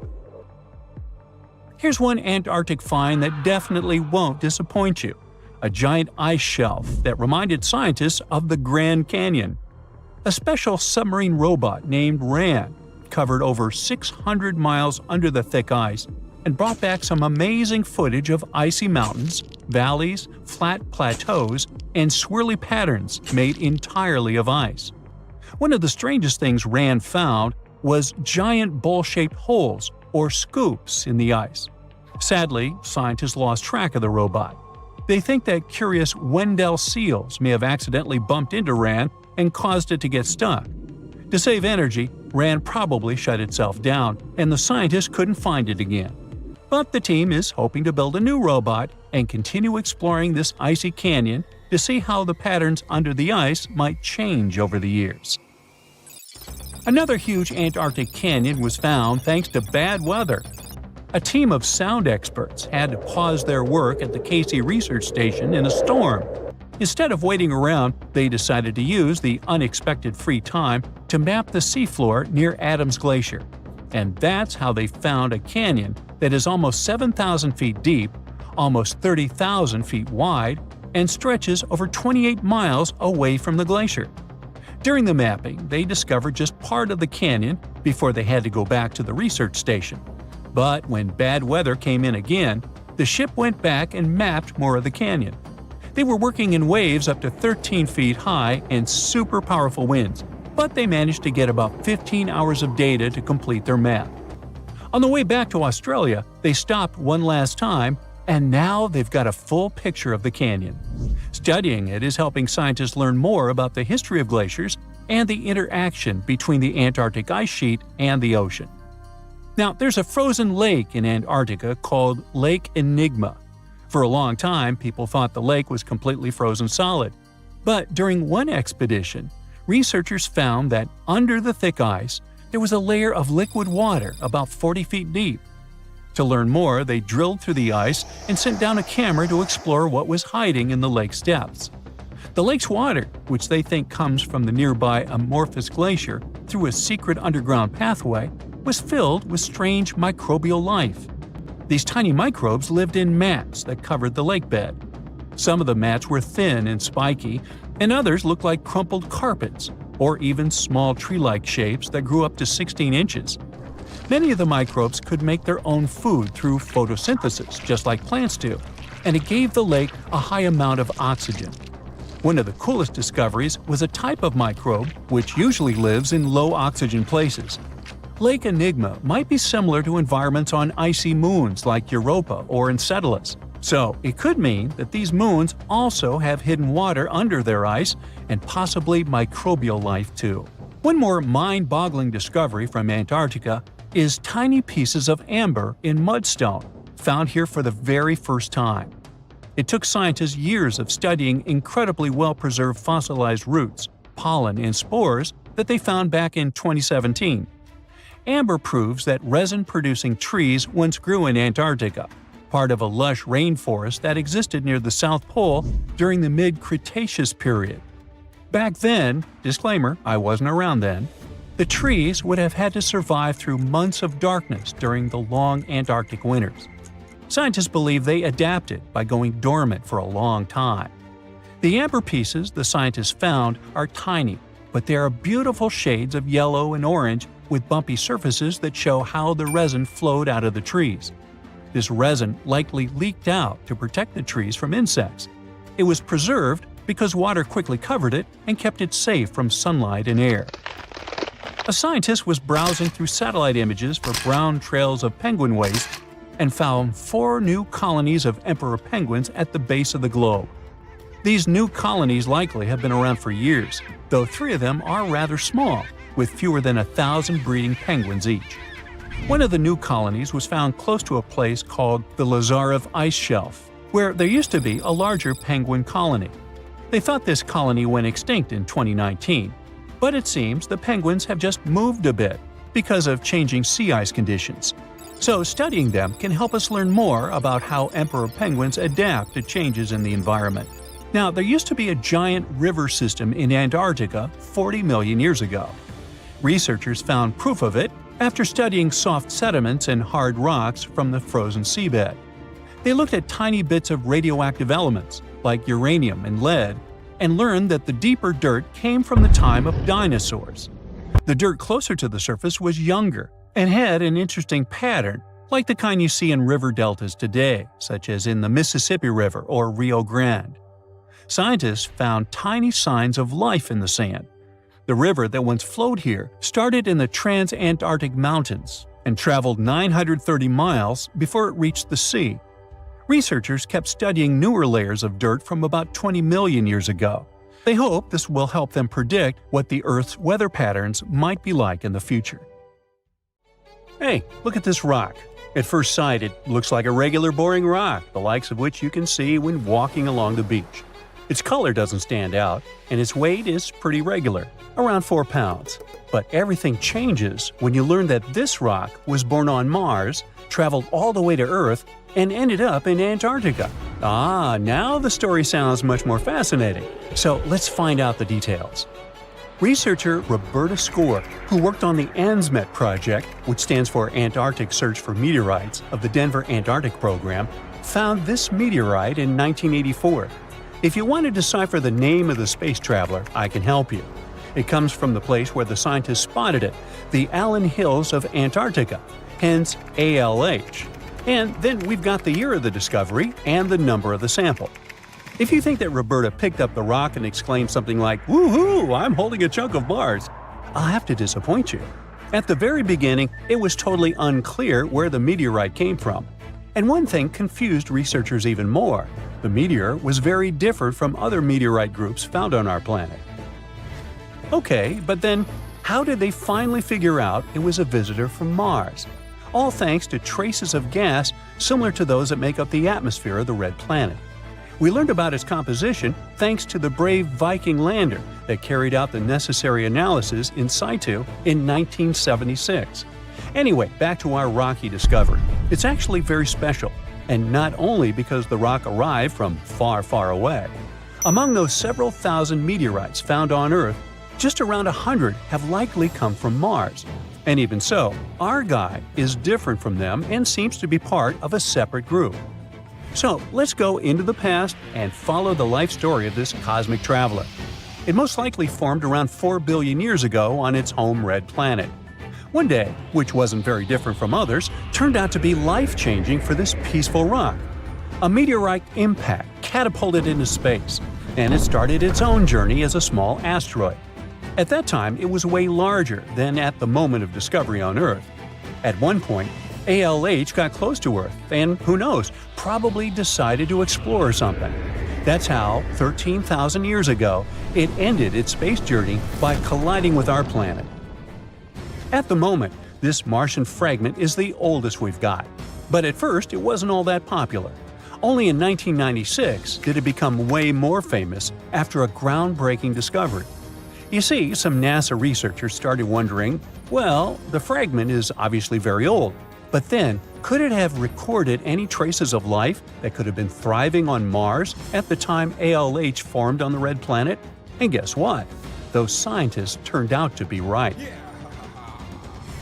They detected traces of very fine magnetite particles. Those were completely similar in structure and chemical composition to the particles we have on Earth.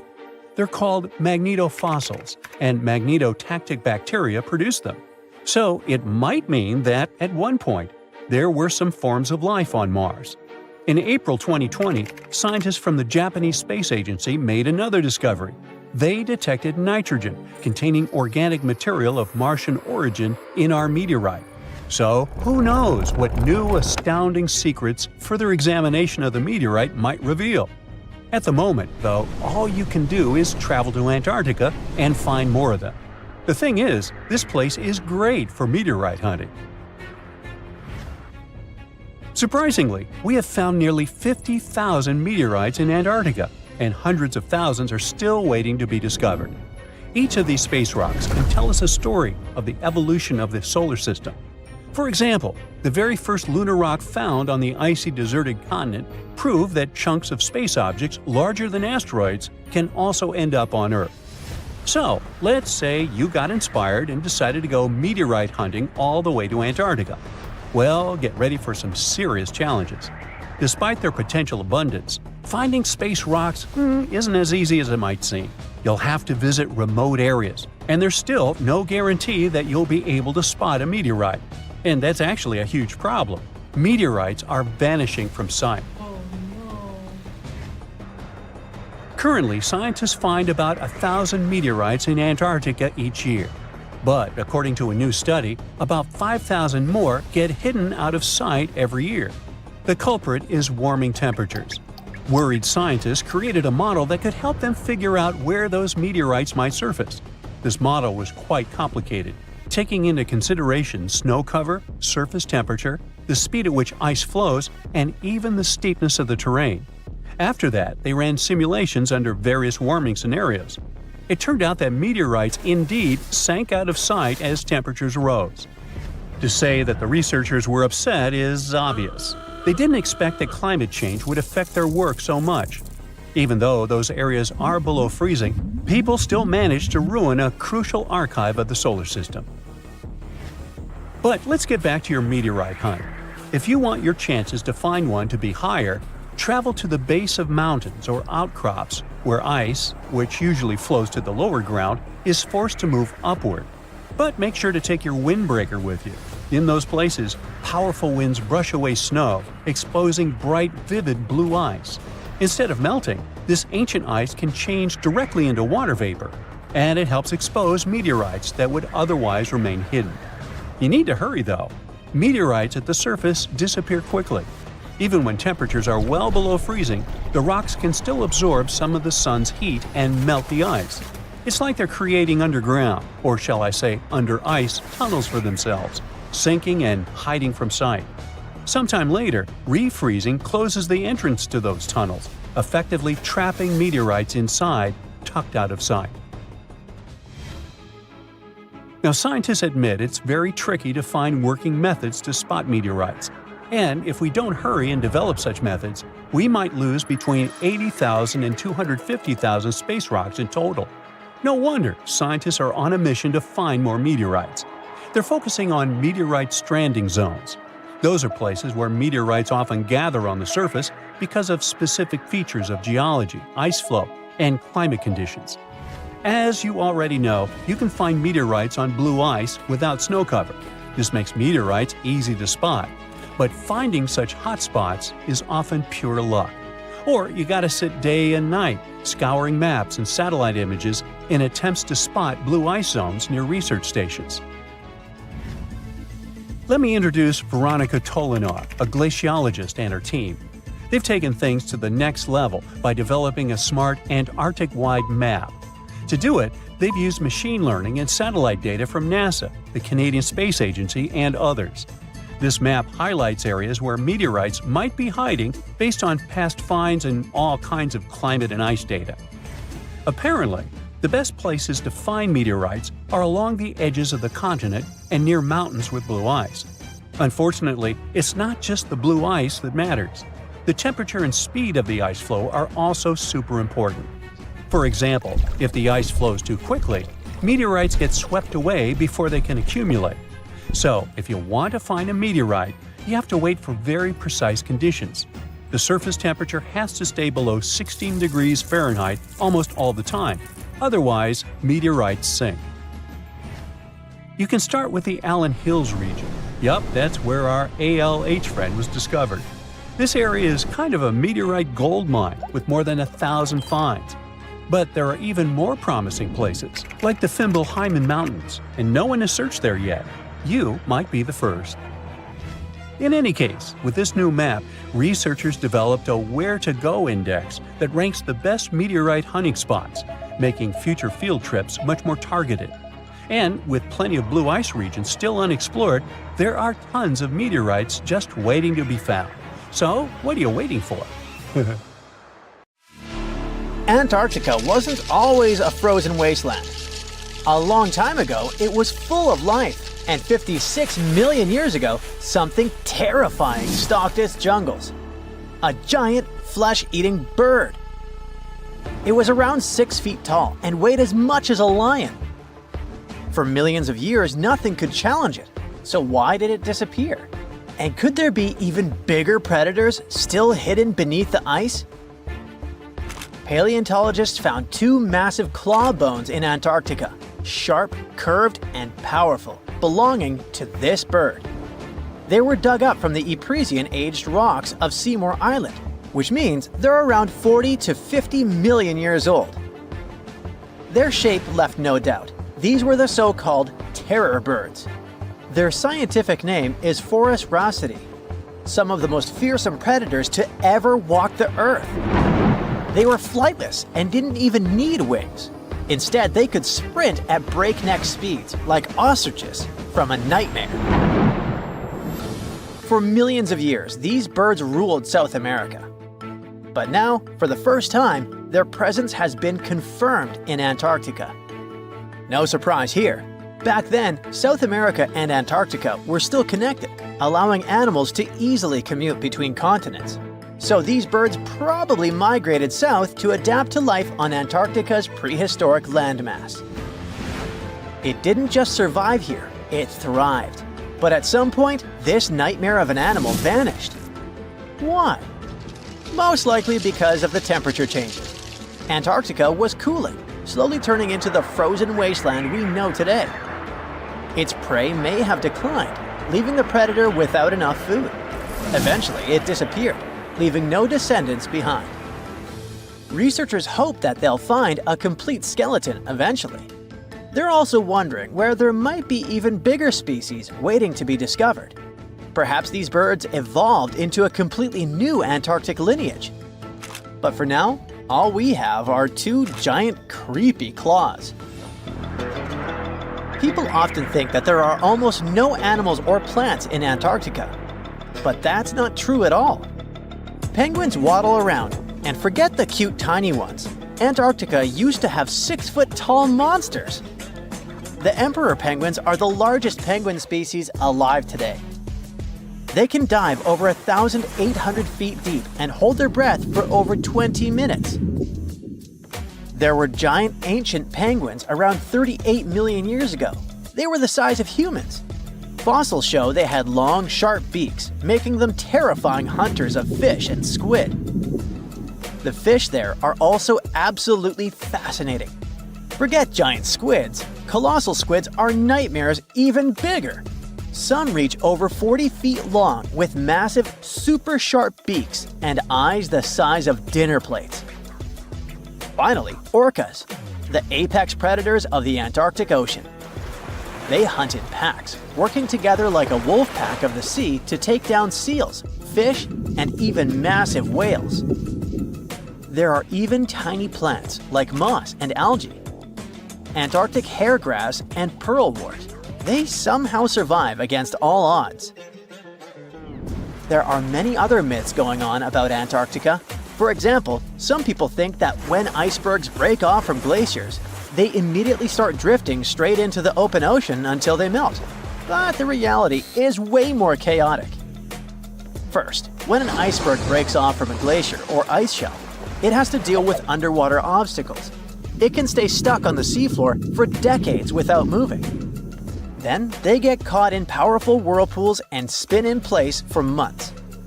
One iceberg, a 23A, spent nearly 40 years frozen in place before finally breaking free, only to get caught in a swirling ocean vortex for another 8 months. After that, their paths are influenced by ocean currents, tides, winds, and even underwater topography. They don't just float freely, their movements are full of literal, unexpected twists.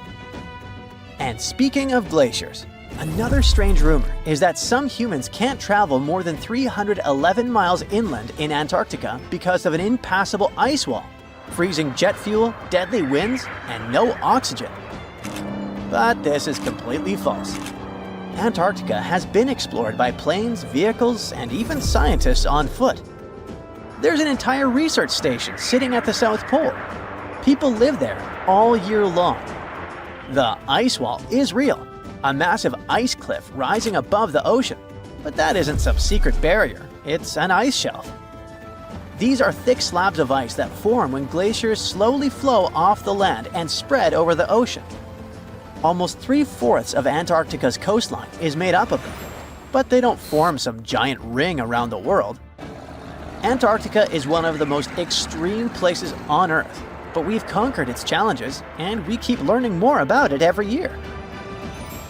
That's why every year, millions of dollars are poured into keeping research stations running, protecting wildlife, and making sure the people who live there have everything they need. But where does all this money go? Well, Antarctica stations are basically small cities. There's electricity, heating, water purification, food storage, and medical facilities. The biggest station, McMurdo, is basically a town with over 1,000 people in summer. It has everything from a fire station to a gym.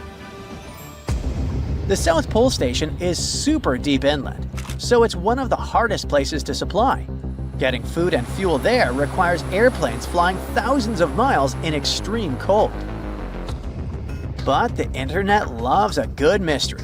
When Google Maps revealed what looked like a massive doorway in Antarctica, conspiracy theorists went wild. People joked about everything from Bigfoot's vacation home to a secret base, or even a Star Trek spaceship hangar hidden in the ice. But there's a way simpler and less exciting explanation.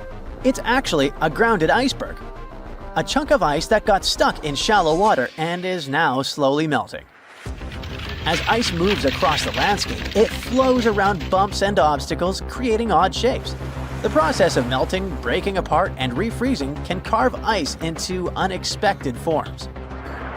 Antarctica also has incredibly strong downward-blowing winds that sculpt ice into dramatic formations over time.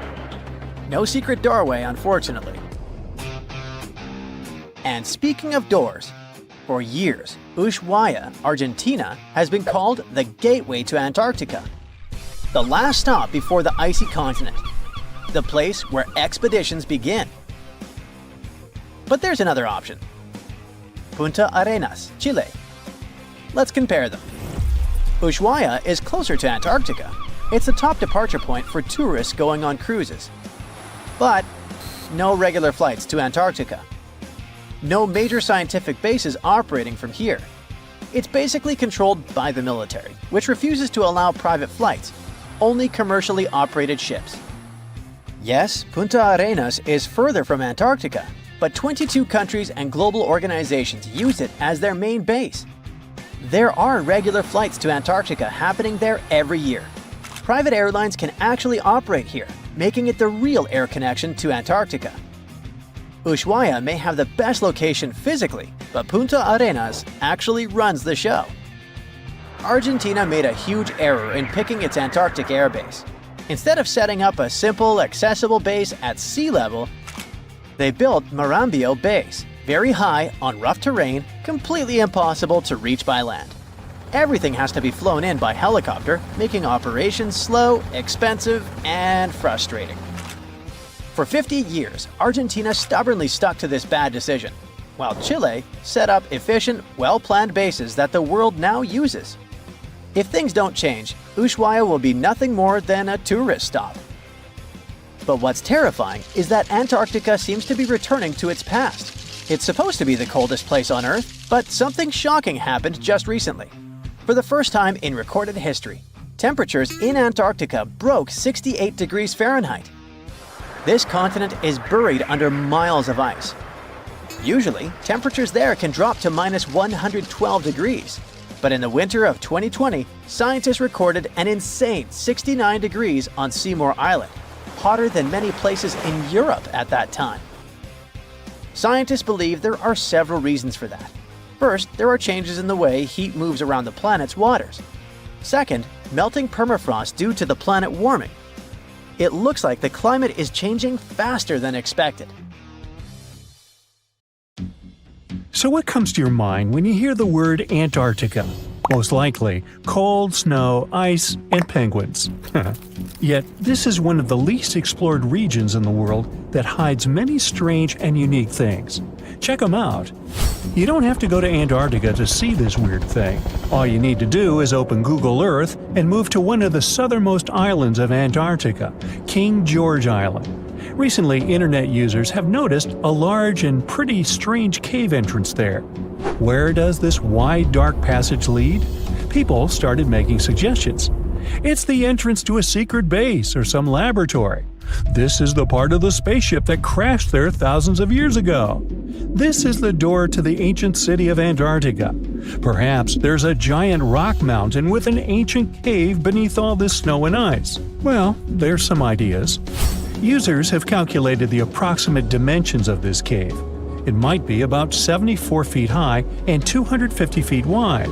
You could hide a Boeing passenger jet in there. Nature probably created this entrance. This is a logical explanation, but there are two strange factors. First, take a look at the foot of the mountain. It seems that there are steps there. They're dark in color, as if they're made of stone. And if you look closely, you can notice something similar to human footprints. Has anyone entered this cave? Or maybe someone is still living there now. The second oddity is the disappearance of the mysterious finding. For the first time, people noticed it in a Google Maps snap in 2007. Then the entrance disappeared. Then it reappeared a few years later. After that, it vanished. And in 2022, people saw it again. Perhaps old snow melts, a new layer falls, and then the wind blows it away and the cycle repeats. But the alleged steps leading deep into the cave make one doubt the natural origin of this tunnel. You can easily find the coordinates on the internet and visit the cave via Google Earth. You might see something there and tell the world. There's another strange thing people discovered with the help of Google Earth. In 2020, one user found a strange object that looked like a giant ship 100 miles off the coast of Antarctica. It was covered with ice and snow and lying on its side. It looked like a cruise ship. You could notice the windows, the deck, and the bridge. But not all people agreed with this. Some claimed it was a spaceship. Others said it was some kind of secret building. The user who first noticed the ship stated that its size was about 400 feet, which is the perfect length for a passenger vessel. But what is this ship doing in such a remote place in the middle of a glacier? How did it get here? Who was its captain? No one has found the answers to these questions yet.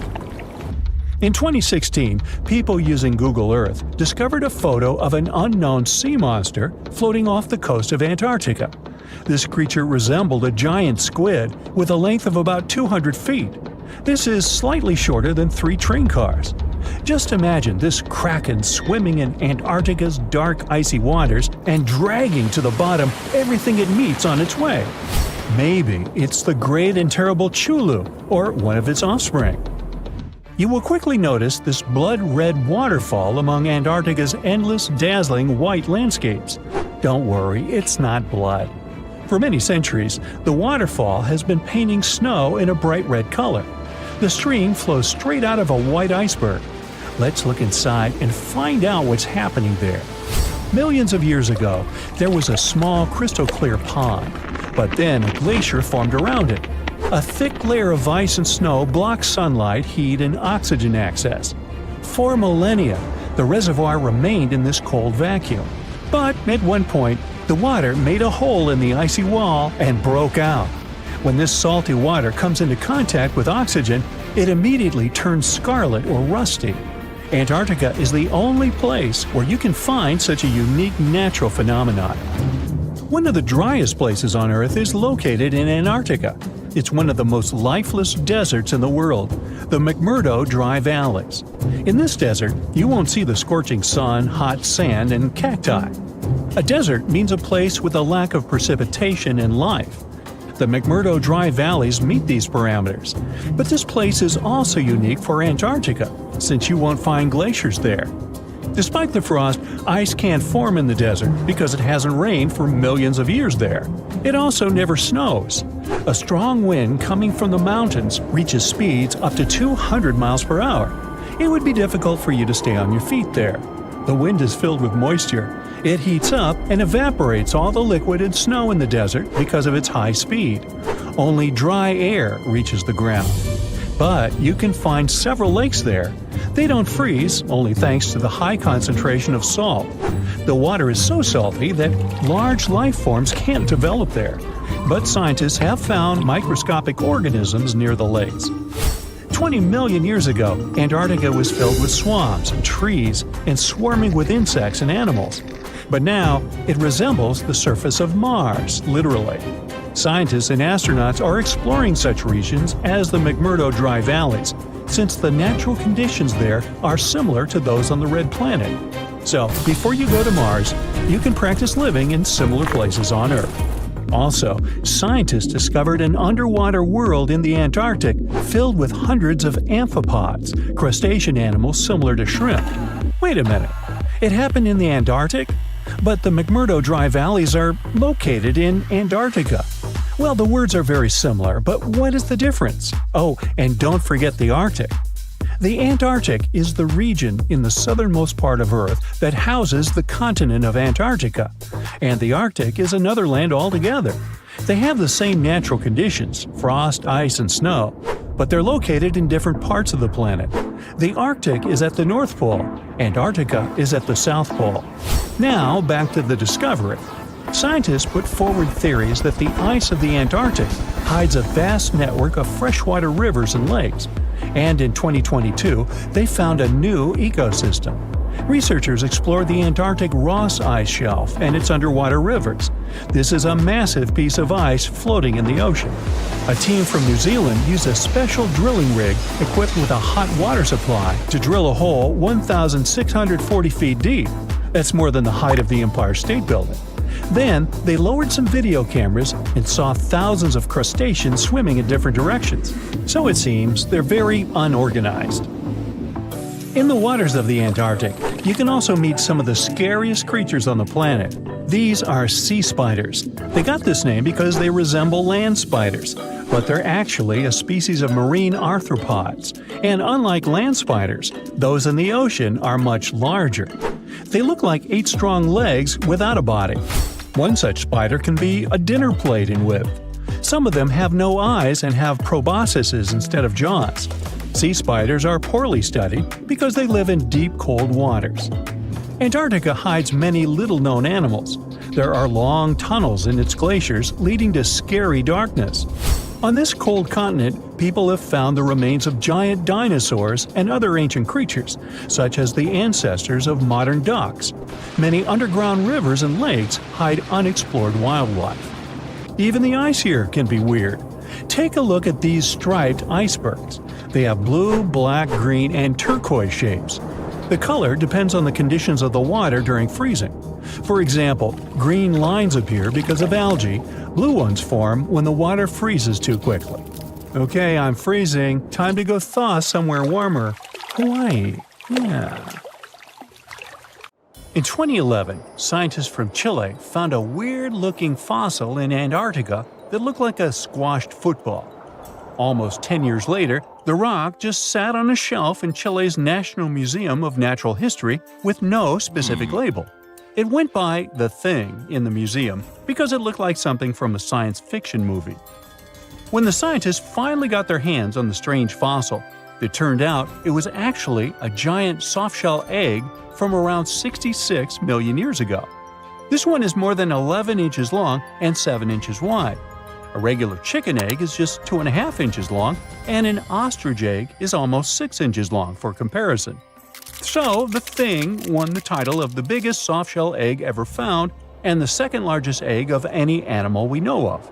The only bigger egg that was ever found was that of the extinct Madagascan elephant bird, which is also 1.5 times as tall as Michael Jordan. The bird, not the egg. The Antarctic egg is also special because it's the first fossil ever found in this part of the world. So, whoever left it there must have been one big creature, probably a giant sea turtle that lived long ago, like a mosasaur. This is surprising because most scientists thought these creatures didn't even lay eggs, so this discovery could change what we know about them. The egg is also unique because it has a thin eggshell and no pores, which is totally different from most dinosaur eggs. It actually looks more like the eggs of lizards and snakes, but it came from a giant creature related to these animals. No known dinosaurs or flying reptiles from that time and place were big enough to lay such a huge egg, so it must have been a mosasaur after all. But we can't be 100% sure. Scientists did a lot of work and studied 259 types of living reptiles, like lizards and snakes, and their eggs. From this, they figured out that the mommy who laid the egg was probably at least 23 feet long, not counting her tail. During the late Cretaceous period, this part of Antarctica might have been like a nursery. Paleontologists have found bones of tiny mosasaurs and plesiosaurs in the same area, along with bones from the grown-up ones. Archaeologists in Norway made another cool but literally discovery and found dozens of arrows that had been hidden in ice for 6,000 years. They were melting out of a large ice patch in the high mountains, covering an area of about 45 football fields. In 2014 and 2016, when the summers were extra warm, scientists went to an ice patch called Langfoni to look around. They also found lots of reindeer bones and antlers there. Some of the arrows were whole and some in pieces, along with 5 arrowheads around the melting ice patch. This is more arrows than have been found at any other frozen site in the world. Some of the 68 found arrows date back to the Neolithic period, and the newest ones are from the 14th century of the Common Era. Ice is like the perfect time machine that can preserve whatever ends up there in an almost perfect condition.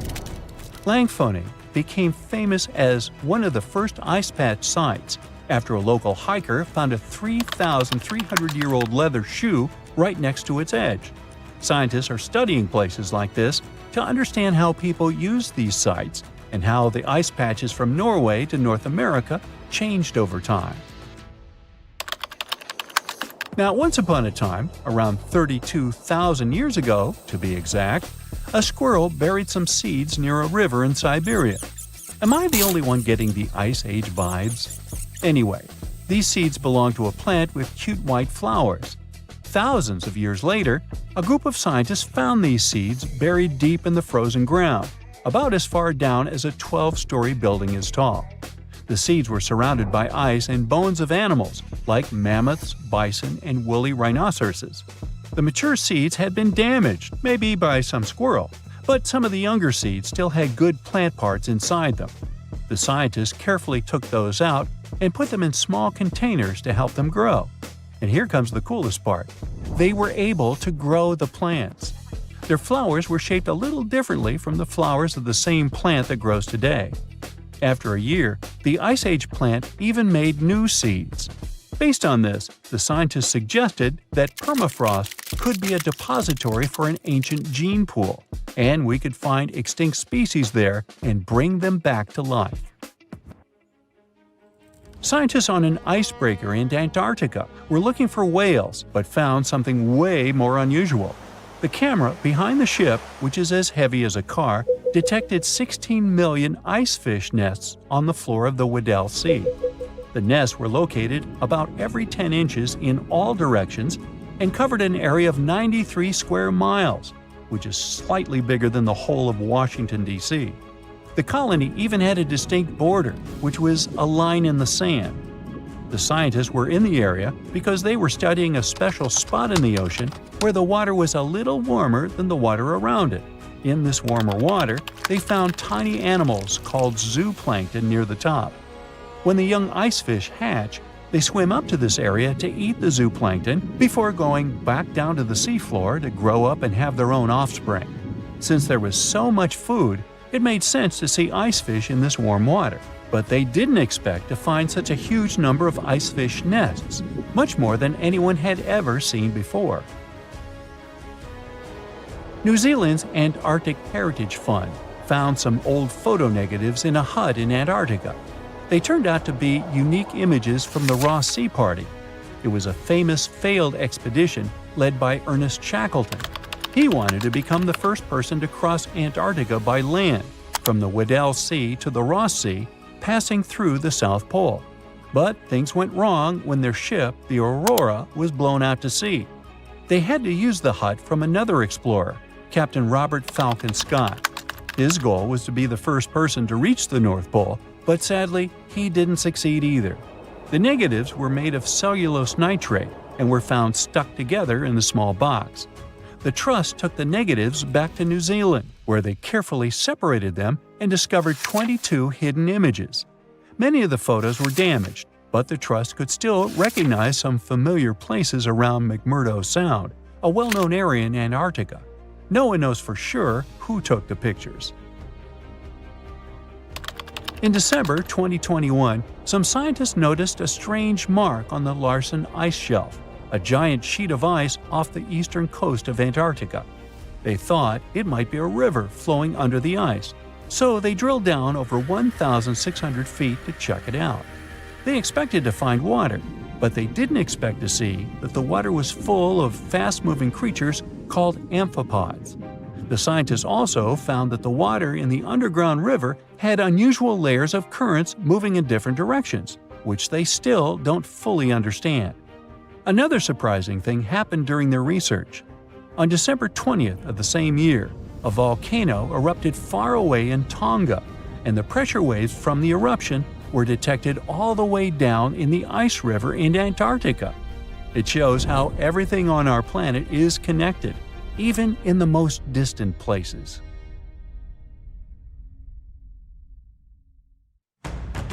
The whole internet is buzzing about an unusual discovery on Google Maps in Antarctica. Southeast of Japan's Showa Station, someone noticed a giant door standing out in the icy landscape.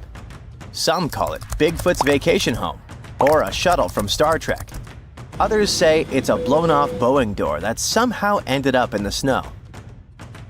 Scientists have a way less exciting explanation. It looks like the so-called doorway is actually part of fast sea ice. It floats near the coast where the water is shallow and islands are scattered around. This spot could simply be an iceberg that got stuck and is slowly melting right where it is. You can see other icebergs nearby in the same area. Ice flowing around a solid underwater rock could have formed a natural pattern. The ice is pretty thin here, and because of the rocks underneath, the ice forms unique shapes. Geologists add that the mysterious find is just a rocky ridge sticking up because the ice level has dropped a bit. The top of it is the ridge, and the sides are two snow tails, long streaks of snow shaped by the wind. These snow tails show which direction the wind usually blows in this area. The previous mysterious Google Maps find in Antarctica was a pyramid that turned out to be a mountain. You can easily find it if you scroll all the way to the Ellsworth Mountains. It's the tallest mountain range in Antarctica, and it stretches for almost 250 miles. It's not the first pyramid on this continent, as explorers from the British Antarctic Expedition found another unusually shaped mountain and nicknamed it the Pyramid. But this one didn't have a pyramid shape after all, so nope, there are no pyramids in Antarctica. Sorry to ruin it for you. In 2011, scientists from Chile found a strange fossil in Antarctica that looked like a squashed football. It received the nickname The Thing because it looked like something from a science fiction movie. It turned out it was a giant soft-shell egg from around 66 million years ago. It was more than 11 inches long and 7 inches wide. The only bigger egg ever found was of the extinct Madagascan elephant bird, which was 1.5 times as tall as Michael Jordan. The Antarctic egg is also special because it's the first fossil egg ever found in this part of the world. So, whoever left it there must have been huge, probably a giant sea reptile that lived long ago, like a mosasaur. This is surprising because most scientists thought these creatures didn't even lay eggs. The egg is also unique because it has a thin eggshell and no pores, which is totally different from most dinosaur eggs. Scientists did a lot of work and studied 259 types of living reptiles, like lizards and snakes, and their eggs. From this, they figured out that the creature who laid the egg was probably at least 23 feet long, not counting her tail. During the late Cretaceous period, this part of Antarctica must have served as their nursery. Paleontologists have found bones of tiny mosasaurs and plesiosaurs in the same area, as well as bones from the grown-up ones. If you've ever lost your ID and still can't find it, try looking under the Antarctic ice. Well, at least it worked for a man who was reunited with his security access card after 21 years.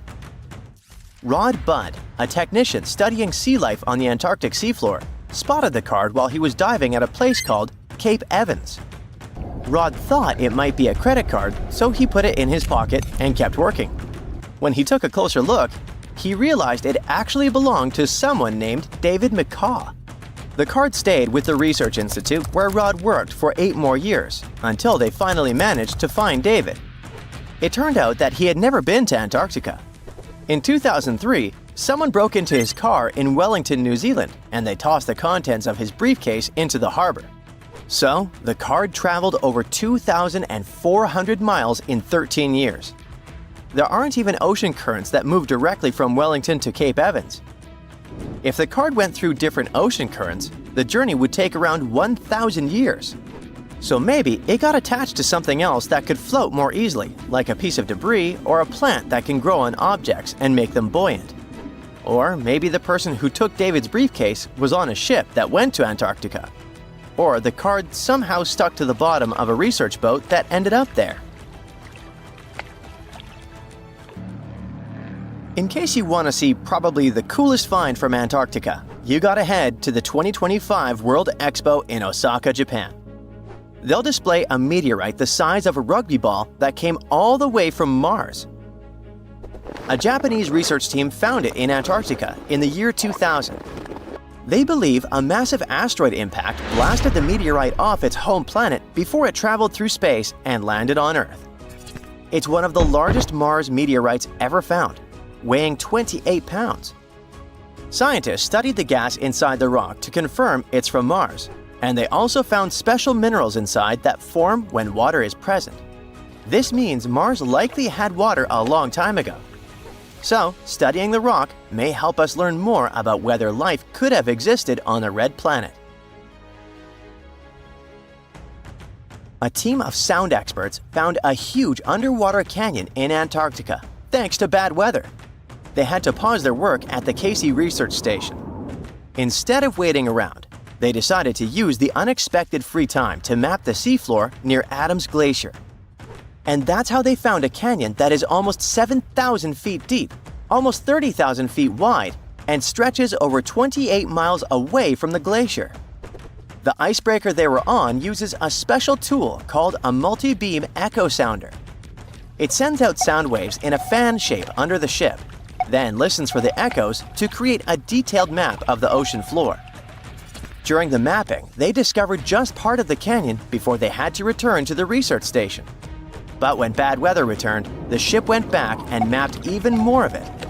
They were working among waves up to 13 feet high and winds up to 50 knots, but they still managed to get about 15 hours of data to complete their map. On their way back to Australia, they stopped one last time to fill in any missing spots on the map.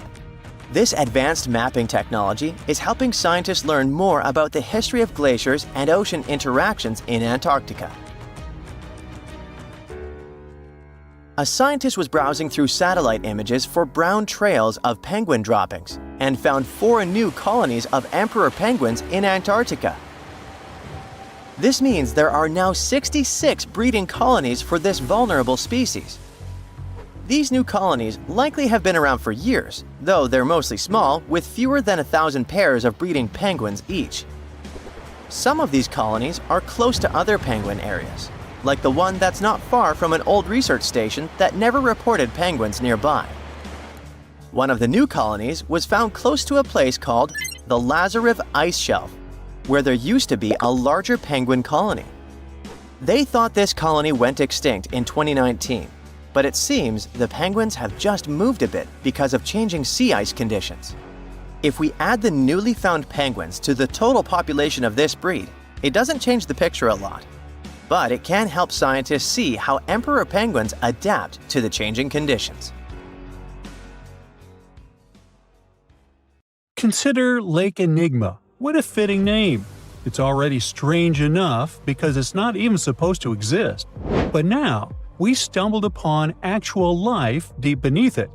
And this just might help NASA in their search for life in outer space.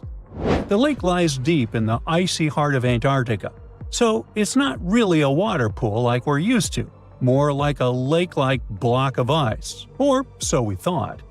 Just recently, Italian scientists discovered a secret that had been buried for ages, an actual body of water, and in this water, life is thriving. Various microorganisms, and even some weird little hunters. Which is super weird, since Enigma sits in a remote and harsh corner of our planet, the northern Victoria Land in Antarctica. The entire South Pole is cold, but in this place, temperatures can plummet to a horrifying minus 41 degrees Fahrenheit, though on average it's around 7. Chilly. Like we said, this lake shouldn't even be there at all. Antarctica is technically the largest desert on Earth, even though it's covered in snow, because it's super dry. There are 0 rains, truly little snowfall, and the sun barely evaporates anything. And even if there is some water, the insane winds make sure to dry everything out super quickly.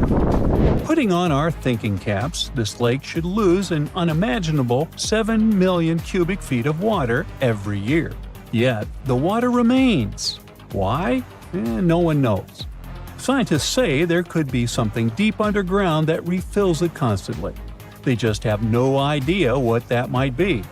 Maybe deep underground rivers, melting ice, or something else entirely. But hence the name, the Enigma Lake. The block of ice we mentioned is permanent and super thick, at least 36 feet of it, and that's higher than a 3-story building. So researchers decided to check out if there's anything beneath it. They used a so-called ground-penetrating radar, a super smart echo detector for the ground. This radar sends invisible radio waves into the Earth. When they hit something underground, like rocks, water, or anything else, they bounce back to the device. By measuring how long it takes for the signal to return and how strong they are, we can determine the distance and what exactly the radar hit. That's how animals like bats, whales, and dolphins can see underwater. And we humans stole this cool nature idea to research buried structures and hidden caves. Scientists used this device all over the Enigma surface. This way, they were able to create an entire map of this under-ice world beneath. The water itself wasn't surprising. It's the unique ecosystem in it that shocked them. Unfortunately, no secret monsters or extraterrestrial secrets this time. But there are microorganisms there that may not exist anywhere else on Earth. Somehow, these creatures have managed to survive in complete isolation and extreme cold. It's not that we don't know these microorganisms, we've met them before, just not exactly like this. There are a couple groups hanging out down there. The first one is Bacteroidota. They love breaking down complex molecules, especially in your stomach, and help digest tough plant fibers. They mostly hang out inside us, but in the outside world, we might occasionally find them in soils and oceans. Then Actinobacteriota, genius chemists among bacteria. They decompose organic materials and help the soil get healthier. They're also famous for producing antibiotics, so we owe a lot of our medicine to them. The third one is Pseudomonadota. These guys weren't a surprise. They're crazy adaptable. They can thrive pretty much anywhere, from soil to water to the human body. Some of them are good, helping plants grow and in nutrient cycles, but others can be opportunistic pathogens. Bad guys. But what is actually a surprise is that Lake Enigma has tons of passibacteria, They're ultra-small even for microorganisms and can barely do anything themselves. So they prefer to live in symbiosis or be little parasites, relying on their hosts for nutrients and other necessities. All these little chompers might be ancient. They could be remnants of a time before the lake froze over completely, which is hundreds of thousands of years ago. It's simply weird to encounter these bacteria in the Enigma lake, especially the little parasites. Paticibacteria usually love low-oxygen environments, but this lake is very oxygen-rich, not even mentioning an almost 40 feet of ice above. So all this means that even though we know who these guys are, this specific species might be new to us. They could have evolved with some unique adaptations and abilities using the lake's unusual chemistry. They probably rely on a super simple and delicate food web. Some of the microorganisms produce energy from light, well, whatever light gets down there, or the lake's chemicals. The symbiosis guys most likely survive by living on or inside their neighbors. Yep, these microscopic creatures hunt each other. Nope, things can't be peaceful even in a place like that. If we find out what their secret to survival is, we might learn more about chemistry, medicine, and even extraterrestrial life. Because if life can endure such extreme conditions, then it can probably appear pretty much anywhere, including our closest neighbors, Europa or Enceladus, the moons of Jupiter and Saturn. They definitely hide oceans beneath their frozen surfaces, and now there's a very high chance there might be some life there. Antarctica must be the closest thing we have to extraterrestrial exploration before we actually land on other planets. It's full of hidden mysteries and surprising creatures. Even outside of Lake Enigma, the South Pole harbors life. Just take the McMurdo Dry Valleys, which are often referred to as Earthly Mars. These are among the most mysterious and extreme places on our planet. They're stretching across Victoria Land in Antarctica, and this is one of the driest places on Earth. Makes sense if you remember the name. Surprisingly, unlike other parts of the South Pole, this land is almost entirely devoid of snow and ice, just lots of super cold ground. There might even be some sand dunes nestled here and there between the rugged mountains. The ground is mostly covered in loose gravel, scattered with ancient rocks made of granite, and something interesting called gneiss, just spelled differently. It's the type of rock that's been through a lot, literally. It's usually born when granite and sedimentary rocks have to endure insane pressure or horrifying heat for a while, a process called metamorphism. These conditions are so intense that they literally rearrange the minerals into layers. That's why gneiss has such beautiful foliated looks. It's the planet's version of baking a layered cake. It's amazing because this place is almost exactly the way it was millions of years ago. These valleys are frozen in time, and they give us a little glimpse into Earth's distant past. And that includes life. Once again, local winds are absolutely terrifying gusts of cold air racing downhill, and they evaporate snow faster than it can even melt. So, logically, you shouldn't find much water here, not even mentioning life. But somehow, you can still stumble across frozen lakes and saline ponds in the dry valleys. And local life stretches all reason and our understanding of biology. It exists inside the rocks themselves. Microorganisms are hidden in slightly moist cracks and crevices. Deep inside, there's endolithic bacteria. These guys are super chill. Instead of moving around like other microorganisms, they always stay put inside their little rocky homes. How do they survive? Through photosynthesis. Just like plants, they take teeny tiny parts of light that gets in crevices and acts like little solar panels, getting energy from the sun. Meanwhile, in another place, beneath the Taylor Glacier, there's bacteria that literally doesn't eat anything. Not comfort, not sunlight, not even oxygen. These guys rely on a diet of dusty rocks and sulfur to fuel their weird metabolisms. By breaking down sulfur and iron, they get energy to sustain themselves. This way, they easily survive in deep seas at sub-freezing temperatures, completely cut off from sunlight, oxygen, and the world itself. This place is fascinating for both its life and the lack of it.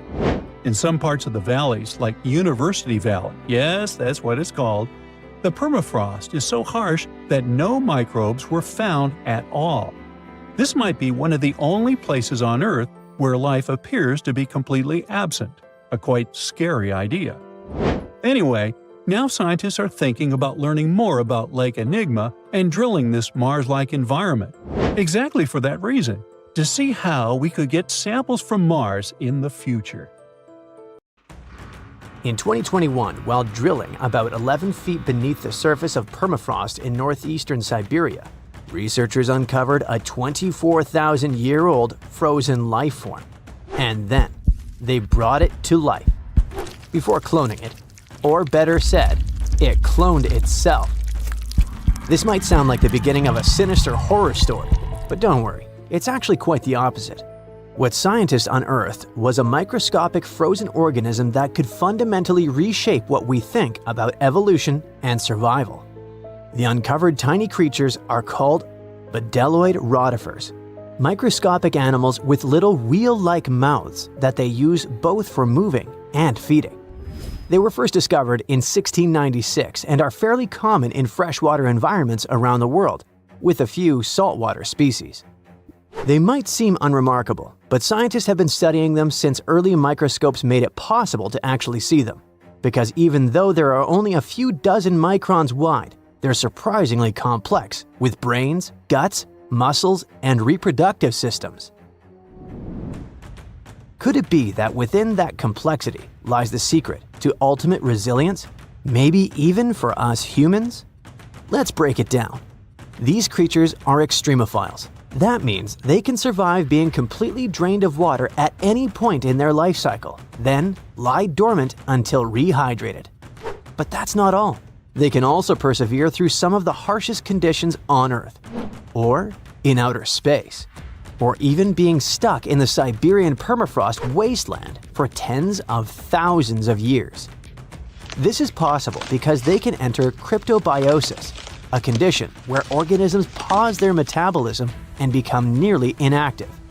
It may sound sciencey, but actually, some of the everyday products we eat are stored in a fridge thanks to this phenomenon. Take yeast, for example.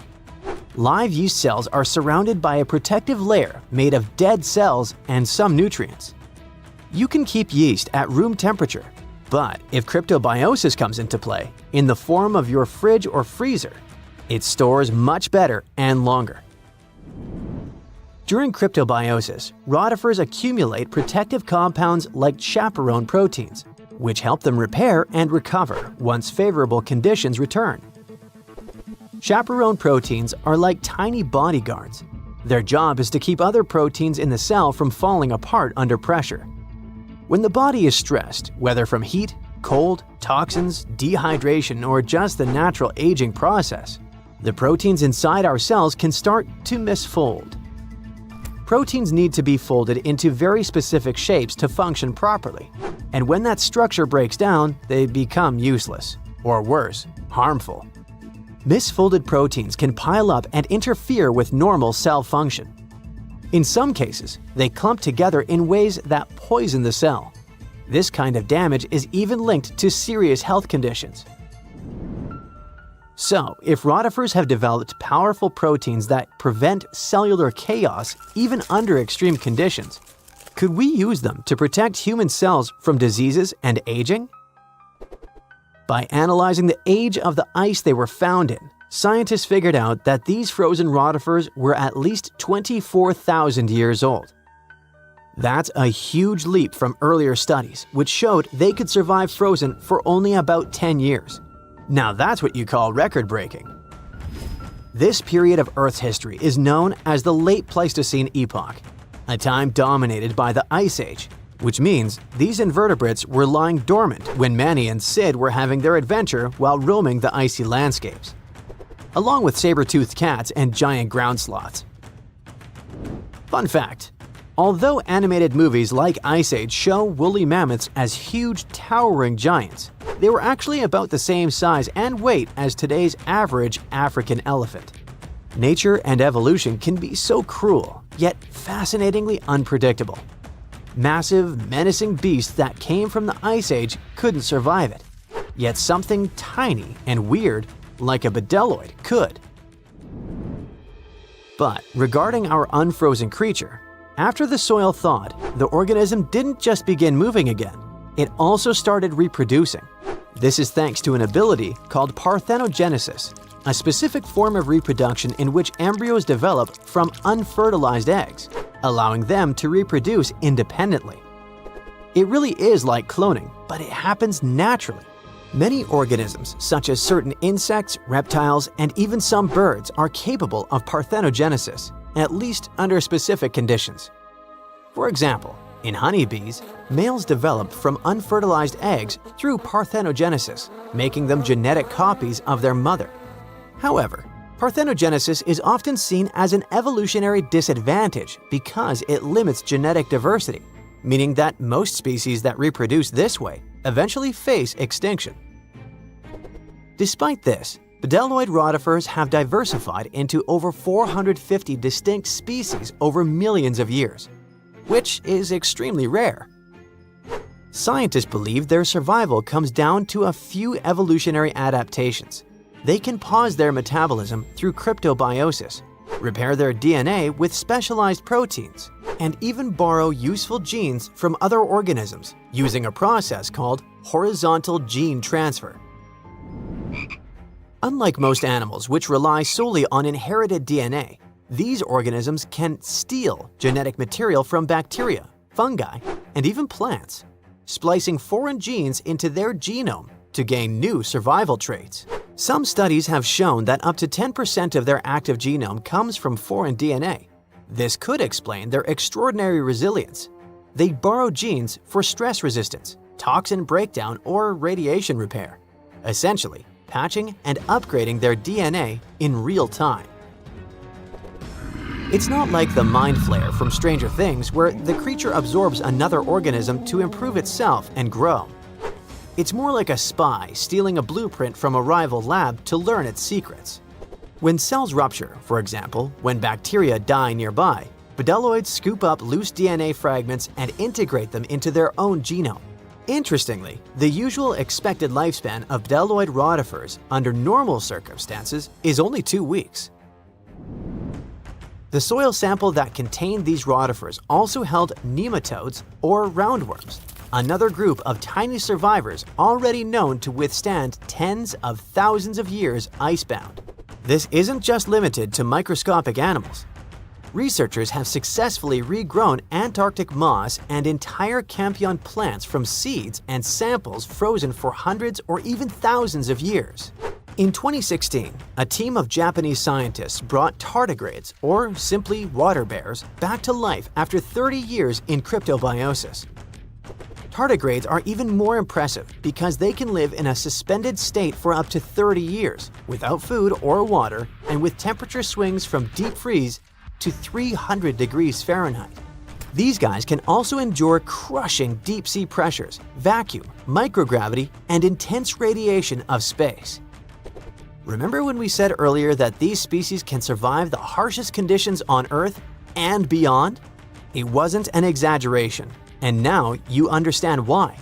And it's exactly why NASA and its partners sent water bears and bedeloid rotifers into orbit.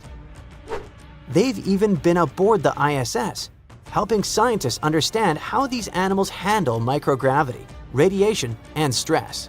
Not only that, but in 2007, the European Space Agency launched a bunch of tardigrades into low Earth orbit, completely exposed. No suit, no shield, floating in a vacuum. They were blasted by cosmic radiation, UV light 1,000 times stronger than what hits Earth's surface, and temperatures near absolute zero. And when they came back, most of them woke up and reproduced despite the harsh conditions they were exposed to. This ties into an old theory called panspermia, the idea that life didn't originate on Earth but arrived here, locked in space dust or trapped inside a meteorite. Before, maybe it sounded like a fringe science, but when organisms can brush off cosmic radiation, then it doesn't seem so far-fetched, does it? What about humans? Does this mean we now fully understand the way hibernation works and are close to putting humans in this state? Sorry for spoiling it for you, but it still feels more like science fiction. However, researching rotifers, water bears, and similar organisms can lead to massive breakthroughs in other fields. Their resilience might be a blueprint for medicine, for reshaping what it means to age, maybe even to pause life itself, or extend it. We're talking real, practical innovations, from better preservation of human organs for transplantation to drugs that slow aging at the cellular level. And yes, maybe even cryogenic hibernation, long enough to make interstellar travel possible.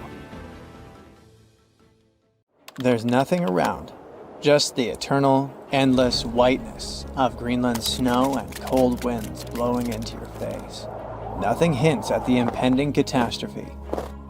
You take another step and freeze in horror. An abyss is spreading at your feet, bottomless and dark. If you had made a bigger step, it would have swallowed you. That infamous Greenland's hole. It happened in the middle of the 2010s. A group of geologists were scanning the surface of Greenland's Hiawatha Glacier using radar when they spotted something very, very strange.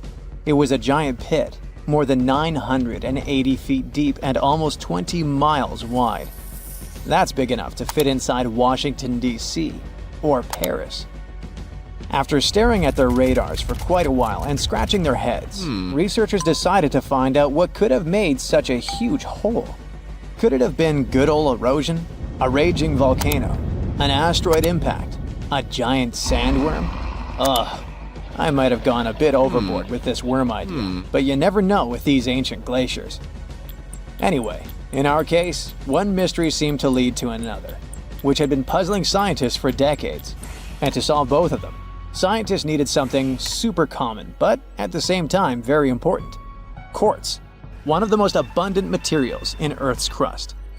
But before we dig deeper into this topic, let's make a small detour and talk about a pretty bizarre phenomenon called the Younger Dryas event. To see what it was like, we need to go deep into the past, as far back as 12,900 to 11,600 years ago. During that period, the planet became much colder, especially in Europe and North America. Now, let's talk a bit more about that weird climate change in the Northern Hemisphere. There are a few theories. One that involves a change in currents in the Atlantic Ocean. Another speaks about something large kicking tons of dust into the air and effectively blocking sunlight. The two most popular and likely hypotheses mention a volcanic eruption and an asteroid impact. Indeed, there was a volcanic eruption on the territory of modern-day Germany at around the right time. But there's also a probability that a space object struck the planet during this period too. And now let's get back to the hole scientists found in Greenland. When NASA's Ice Bridge program and Germany's Alfred Wegener Institute discovered it, it seemed they had finally found the reason for the Younger Dryas event. But was it really an asteroid that created that impressive pit and caused temperatures to drop all over the Northern Hemisphere? To test this theory, the researchers needed quartz. The thing is, in its pure form, quartz has a very simple structure. It's made from interlocking silicon-oxygen tetrahedra. Efficient and so pretty. Just look at these six-sided prismatic crystals. Since its structure is so simple and the components are so common, you can find quartz almost in any rock on the planet. At one point, magic happens. Larger rocks erode away, pushing out tiny bits of quartz sand. The scientists exploring the mysterious pit gathered the quartz sand that had been washed out from underneath the glacier. It was like looking at the rocks at the very bottom of the hole without having to actually get all the way down there. Very handy. So while examining the material, they discovered quartz grains with the telltale signs of terrible catastrophe. They had PDFs all over them. No, I'm not talking about the document format. PDFs stand for planar deformation features, and they look like lines etched into the crystal surface. These lines are a sign that you're holding shocked quartz. It forms under immense pressure, when the internal crystals are pushed out of alignment. But the most exciting thing here is that shocked quartz only appears under the influence of powerful forces, like massive impacts or terrifying explosions. In other words, finding this poor shocked quartz under the Hiawatha Glacier could be much needed proof that the hole was an enormous impact crater that formed when something equally enormous crash-landed there. Based on the size of the crater, this space object probably was a bit more than a mile across, which is twice the height of the Burj Khalifa Tower in Dubai. A meteorite that big would have looked 3 times as bright as the sun when traveling across the sky, and it would have hit Earth with an immense force. The impact would have been so great it'd have vaporized rock and thrown debris for hundreds of miles away. The sky would have filled with dust. It would have dimmed the sun and led to a temperature drop all over the planet. And guess what? The last part about decreasing temperatures got the researchers super excited, because it opened up a possibility that the impact could have been connected to the Younger Dryas event. To prove this idea, scientists decided to use quartz again. They examined it more closely, trying to date the impact. Well, they were in for an even greater shock. The Hiawatha crater turned out to be not 12,000, but 58 million years old.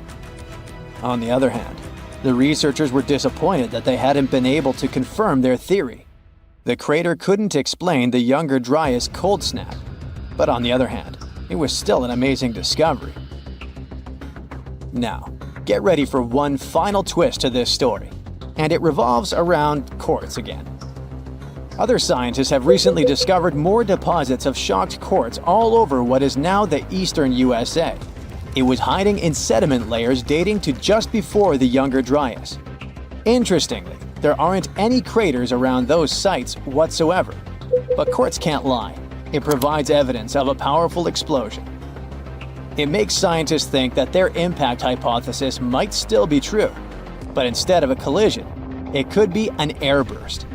A massive comet could have broken up while entering Earth's atmosphere around 12,000 years ago, and the fragments could have exploded before reaching the ground. It would have caused catastrophic mass burning throughout the North American continent and messed with the climate so much that the Younger Dryas would have been triggered.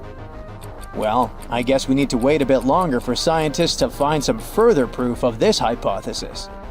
But it doesn't mean we don't have any more curious phenomena to explore in Greenland.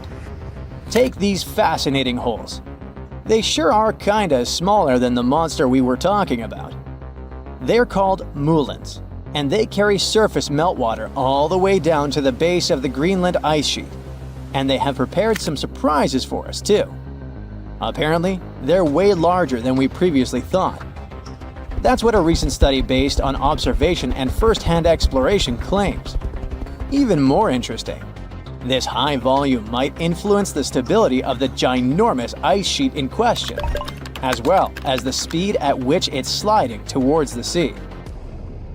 Researchers think that increased water depth and pressure inside moulins might lubricate the base of the ice sheet, making it move faster. You know, the way an ice cube slides more easily on a thin film of melted water. Until recently, we knew too little about the real size of moulins and how much water they can hold. But now, we know that moulins can be giant. The team made 2 trips to the Greenland ice sheet in 2018 and 2019. And during each of them, they used ropes and climbing equipment to drop around 330 feet into 2 separate moulins, almost touching the water's surface. Those who did it described the experience as intimidating. Picture this. Your back is over the edge. All you see is bluish ice going down and blurring into blackness. And the only thing you hear is occasional sounds of crashing ice. It must be extremely unnerving.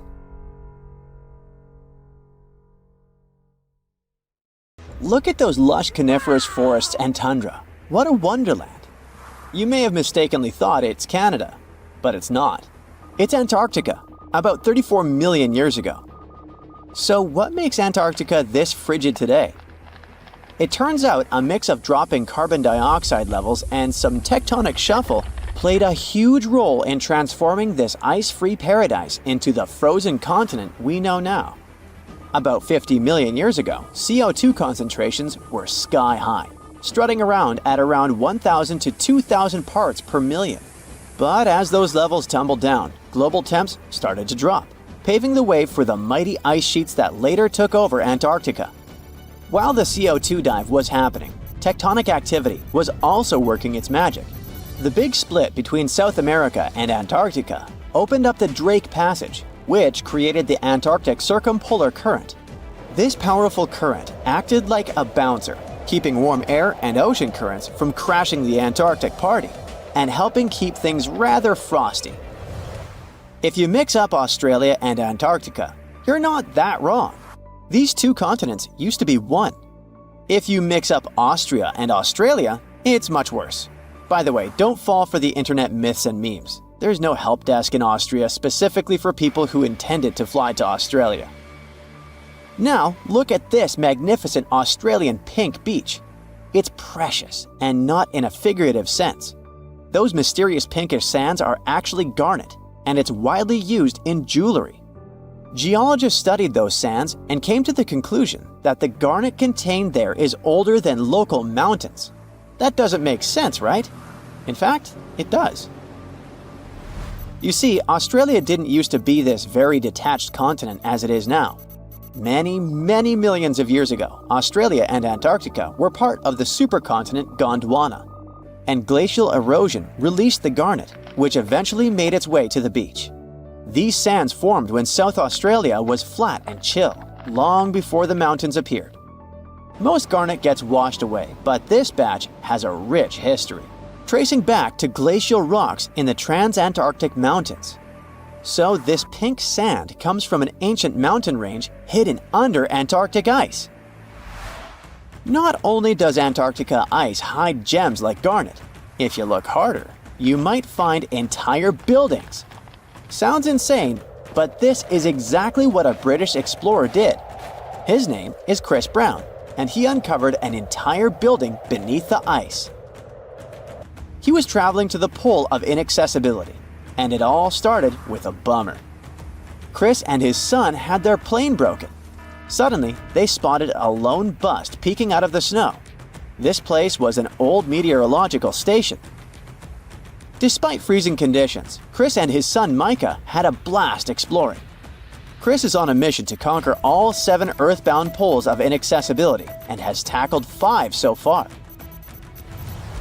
I guess you already know that Antarctica is the largest desert on Earth, much larger than the Sahara or the Gobi. Still, despite being the driest continent on Earth, it boasts a seriously weird waterfall. Nestled in the mesmerizing McMurdo Dry Valleys, it's 5 stories tall and looks like it's gushing blood. It's even called Blood Falls.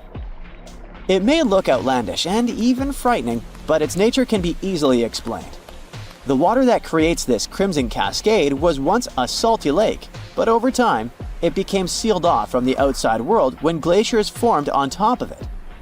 Now, this ancient water hanging out 1,300 feet below the surface has cranked up its salt levels to 3 times saltier than the ocean. This salt water is also loaded with iron and gets 0 oxygen or sunlight. When the iron-rich water trickles through a crack in the glacier and meets the air, it rusts up, turning dark red. You may have mistakenly heard that no bug species belongs to Antarctica, but it's not exactly true, because there's this tiny Antarctic midge living there. Plus, there are some spiders too. Those aren't your average spiders hanging out in the darkest corners of your apartment. Those are critters lurking in the chilly darkness of the Antarctic ocean floor. These little marine creepers are actually arthropods and can stretch around 20 inches across. As if that wasn't bizarre enough, they also breathe through little holes in their legs. Quick question. What's the color that you associate most with Antarctica? I'm sure it's white. That's my association too. However, Antarctica may look like a slice of watermelon. That colorful snow comes courtesy of a tough little algae called Chlamydomonas nivalis. When things start to warm up during the Antarctic summer, These little guys release their vibrant red and green spores, painting the snow in wild and funky colors. But it's best to steer clear because that snow is not just a pretty sight. It's also toxic and definitely not edible. Searching for fossils is always a blast, but when you're in one of the most remote spots on the planet, it gets even more exciting. A diverse team of scientists recently hit the mother lode, pulling in over a ton of fossils from ancient marine life, dinosaurs, and birds from the late Cretaceous period, about 71 million years ago. Their adventure kicked off with a flight to South America, followed by a 5-day trek through the infamous Drake Passage. Upon reaching Antarctica, they set up camp using helicopters and inflatable boats. You might be thinking, why dig in Antarctica with all that ice?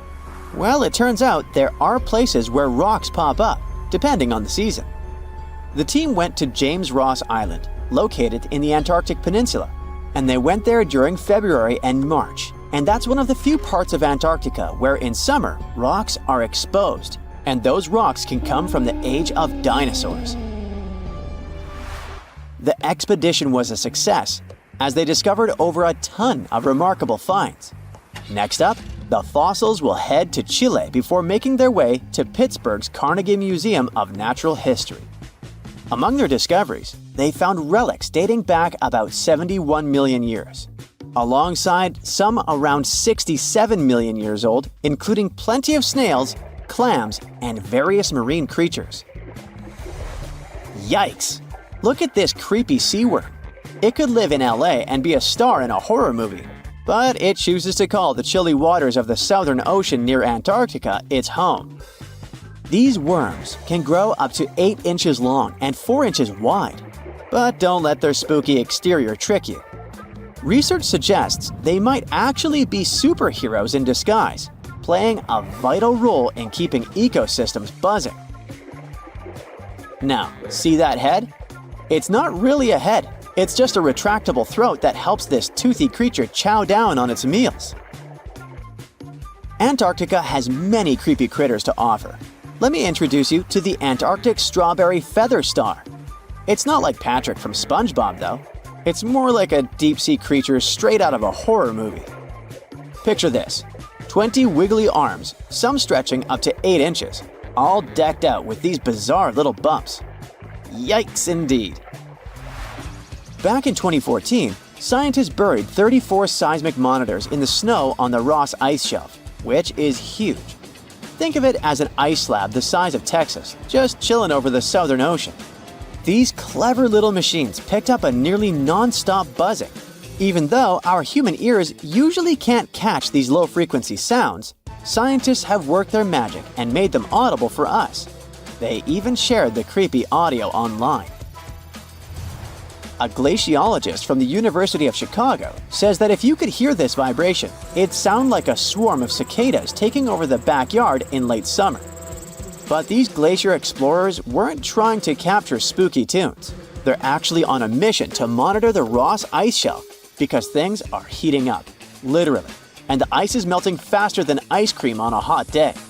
Ice shelves are like Earth's safety plugs, keeping all that massive ice from surging into the ocean. So what exactly is making all that noise? It's likely just strong winds whipping across ice dunes, creating a kind of natural vibration. So, some scientists drilled through the seafloor off the U.S. East Coast, only to find more water. But this time, it's the kind of water we can actually drink. And that's a big deal, because this new freshwater reservoir could supply a metropolis the size of New York City for the next 800 years. Now, the team is confused. They're trying to figure out how a giant freshwater system ended up under the ocean, and more importantly, how it stayed hidden from us for over 20,000 years. Okay, to be fair, scientists have suspected there's fresh water under the seafloor since the late 1960s. But only recently, researchers actually got on a boat to follow up on those reports. They named the mission Expedition 501, and they had one goal: drill to the bottom of the ocean and see what was really hiding down there. So those scientists drilled about 1,300 feet down off the coast of Massachusetts. And once they got that deep, they hit a thick layer of sediment that was basically soaked with fresh water. Now, that freshwater layer sat below the saltier sediment, and above it, there was a tight lid made of clay and silt, material that doesn't really let water pass through. This seal is strong enough to keep the two layers separated. So, up top, you got seawater, and down below, fresh water. The drilling process took about 3 months. In that time, they pulled up 13,200 gallons of water from 3 different spots beneath the seafloor, just off Nantucket and Martha's Vineyard. They're still analyzing the results, but early reports suggest this reservoir might be much bigger than they previously thought. It could stretch from offshore New Jersey all the way north to Maine. Now, despite its size, it did a pretty good job hiding from us. Now, scientists are trying to figure out when and how this reservoir was formed. And back in 2003, one study suggested fresh water could get trapped under the ocean in at least 3 different ways. Theory number 1. Tall mountains near the ocean can funnel rainwater straight down from higher elevations and into the seabed. Theory number 2. A hidden reservoir can form if sea levels stay very low for a long time and rainwater seeps into the ground. Then, when sea levels rise again over hundreds of thousands of years, that fresh water can get trapped in the sediment underneath. And theory number 3, which is connected to the one before, is that a freshwater reservoir can form under the ocean when ice sheets grow and sea levels drop. At the bottom of the ice sheet, the ice slides over solid rock, known as bedrock. As the ice scrapes and grinds against this rock, it creates heat, which melts some of the ice. That melted water collects at the base of the ice sheet. Then, because the ice is extremely heavy, it pushes the water down into the ground. Over time, the water gets trapped under layers of sediment. Well, more than 20 years later, scientists are finally close to an answer. The mountain theory is basically ruled out here because of the geography of New England. There are no large high mountain ranges right next to the coast. But the glacier theory could make sense. Their hypothesis is that the fresh water in this reservoir came from glaciers at some point during the last ice age, which lasted from about 2.6 million to 11,000 years ago. Still, it's not a final answer. The team is now studying the reservoir in much more detail. They're still analyzing things like microbes, rare earth elements, and the pore space in the sediment. All of that can help researchers estimate the reservoir's size more precisely. The age of the sediments can also narrow down when exactly it formed, and knowing its origin will help reveal how those systems have evolved over time. We just have to wait a little longer. But one thing is certain, there really is fresh water under the ocean. And when you think about that, it's hard not to wonder, wouldn't some salt get mixed in? And yeah, that can happen. So let's take a look at the map. Here's the reservoir. The farther you go from the coast, the saltier the water gets. And that doesn't matter much to us because it's not safe to drink anyway. But the closer you get to the coast, the less salt there is. The drill site closest to Nantucket and Martha's Vineyard showed that out of every 1,000 parts of water, only 1 part is salt, so it's considered safe. You can drink it, cook with it, and take a bath in it. But why does all of this actually matter? Well, because fresh water is becoming a big problem around the world. I mean, the lack of it. A new United Nations report talks about a global water bankruptcy. They say we've hit a new and pretty worrying stage. More and more river basins and underground water sources, called aquifers, can't go back to their historical normal. Droughts and shortages are becoming more permanent, completely changing what life looks like in some places. For example, the Aral Sea. This was once the world's 3rd largest lake and looked like this back in the 1980s. And this is how it looks today. It's completely dried out. It's not just there. More than half of the world's large lakes have lost water since the early 1990s. And Central Europe has lost 39% of its glacier ice in little over 20 years. So even now, over 1 billion people around the world still don't have access to fresh water. And estimates say that in just 5 years, demand will be 40% higher than supply. That's why this finding is such a huge deal. It doesn't mean we're about to start pumping water from under the ocean tomorrow. But it does mean we might have backup options in the future, especially for big coastal cities. That's exactly the goal of Expedition 501. And it's not just in the U.S. This group is part of a much larger international science program called the International Ocean Discovery Program, or IODP. Their goal is basically to drill deep into the seafloor to understand how Earth works, its climate, its geology, and in this case, its hidden water systems. This expedition came after decades of unanswered questions. Like we mentioned earlier, researchers had hints of fresh water under the seafloor for decades. Those hints came from strange electromagnetic signals and seismic data. But back then, the technology just wasn't good enough to confirm it. So the idea stayed on paper for a long time. Everything changed when modern drilling came into play. Expedition 501 literally drills straight down through the seafloor and pulls up sediment samples. And this process normally takes days to months. Is it safe, though? Well, they say the ship that carries the drilling rig follows international rules to protect the environment. They're also taking every precaution to make sure no solid or liquid material is dumped into the sea during the work. Their new finding off the East Coast is only the beginning. For now, it's the largest one of its kind. But scientists believe there may be still many hidden reservoirs out there around the world. Similar expeditions are planned or already happening near other parts of the world. Soon, scientists might find new reservoirs off the coasts of Indonesia, Australia, and even South Africa. So, Expedition 501 is basically about mapping these hidden freshwater reservoirs and finding out how they form, how stable they are, and whether we can protect them. Because, yeah, they still have a huge technical problem ahead, which is making sure the fresh water doesn't mix with the salty water above and below it. And that really matters if we ever want to use this water in the future, or avoid contaminating aquifers that already exist near the coast. So this expedition is pushing scientists to find answers to a pretty uncomfortable question. If fresh water gets harder and harder to find, what options do we really have left? So, what do you like to listen to? Music? Podcasts? Maybe the sound of rain or the crackling of a campfire. But what about listening to the ocean? Not the familiar crash of waves on the shore, but sounds captured deep on the cold ocean floor. Sounds that send chills down your spine. Sounds of something big, dark, and possibly alive. And the most unsettling part is this. The true nature of some of these sounds remains a complete mystery to this day.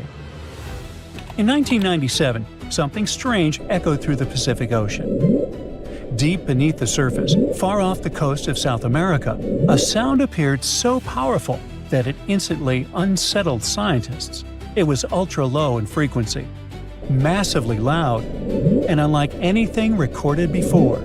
The signal was later given a simple name: the bloop. At first glance, the bloop sounds harmless, almost playful, but what it represented was anything but. It was so intense that it could be detected by sensors nearly 3,000 miles away. Imagine standing in New York and hearing something happening in Los Angeles. Now imagine that noise traveled through deep ocean water, terrifying marine life and oceanographers. Whatever produced it had to be enormous. The signal carried patterns that felt like its source was some living creature. Whales were the first suspects, but even the blue whale, the largest animal in the world, simply couldn't generate a sound that loud. The numbers didn't add up, and that's when speculation took over. If something could produce the bloop, it would have to be larger than anything swimming in today's oceans. People began imagining creatures of impossible size, ancient sea monsters, the kraken. Some even whispered about the megalodon, a prehistoric giant shark thought to have gone extinct millions of years ago, and featured in dozens of videos right here on the bright side. The mystery only grew deeper when scientists mapped the approximate location of the sound's origin. It came from a region close to Point Nemo, the most remote place on Earth. This spot in the Pacific Ocean lies more than 1,000 miles away from the nearest land in every direction. It's so isolated that it's often called the oceanic pole of inaccessibility. Point Nemo is a place few humans will ever see. Because of its remoteness, it has become a kind of graveyard for defunct satellites and space debris. When spacecraft are decommissioned, they are often guided to fall into these waters. It's quiet, empty, almost untouched, and yet something powerful had screamed from nearby. For fans of cosmic horror, this detail felt oddly familiar. In the fictional universe of writer H.P. Lovecraft, the ancient sunken city of R'lyeh lies beneath the ocean near this very region. According to the stories, R'lyeh is where the monstrous entity Cthulhu sleeps. It's a powerful, scary, intelligent creature lying dormant for thousands of years, ready to awaken and bring about the end of the world. Of course, Cthulhu is pure fiction. Lovecraft never claimed otherwise. But once the internet made the connection, the idea took on a life of its own. But science eventually caught up. The bloop recording is still easy to find online. You can listen to it yourself. But it sounds so innocuous that you'll probably be disappointed. And today, we know with certainty that it didn't come from a living creature. Researchers later confirmed that the sound was produced by ice, specifically by an ice quake. Now, ice quakes occur when enormous icebergs fracture, crack, and break away from glaciers. When this happens, they release tremendous amounts of energy, generating ultra-low frequency sounds that can travel across entire ocean basins. These sounds are similar to biological calls, especially when recorded from far away and distorted by water. In fact, scientists compared the bloop to other known icequake recordings and found striking similarities. The source wasn't a monster. It was Antarctica itself during shifting, breaking, and reshaping. For many people, this idea brought mixed emotions. On forums like Reddit, some openly admitted they preferred the idea of a giant unknown life form. Yup. Another strange sound was captured in the early 1980s, deep in the South Pacific, during a scientific expedition near New Zealand. Researchers were exploring the South Fiji Basin, where the ocean floor lies more than 2.5 miles beneath the surface. There were short, sharp, repeating noises echoing through the water. 4 distinct bursts, each one sounding uncannily like a duck's quack. So, researchers called it the Bioduck. The sound was rhythmic and consistent.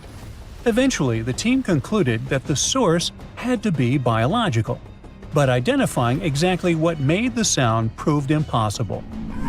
After sharing the data with colleagues in Australia, did they realize something even stranger? Similar sounds had been recorded in other parts of New Zealand and Australian waters. Decades later, the mystery remains unsolved.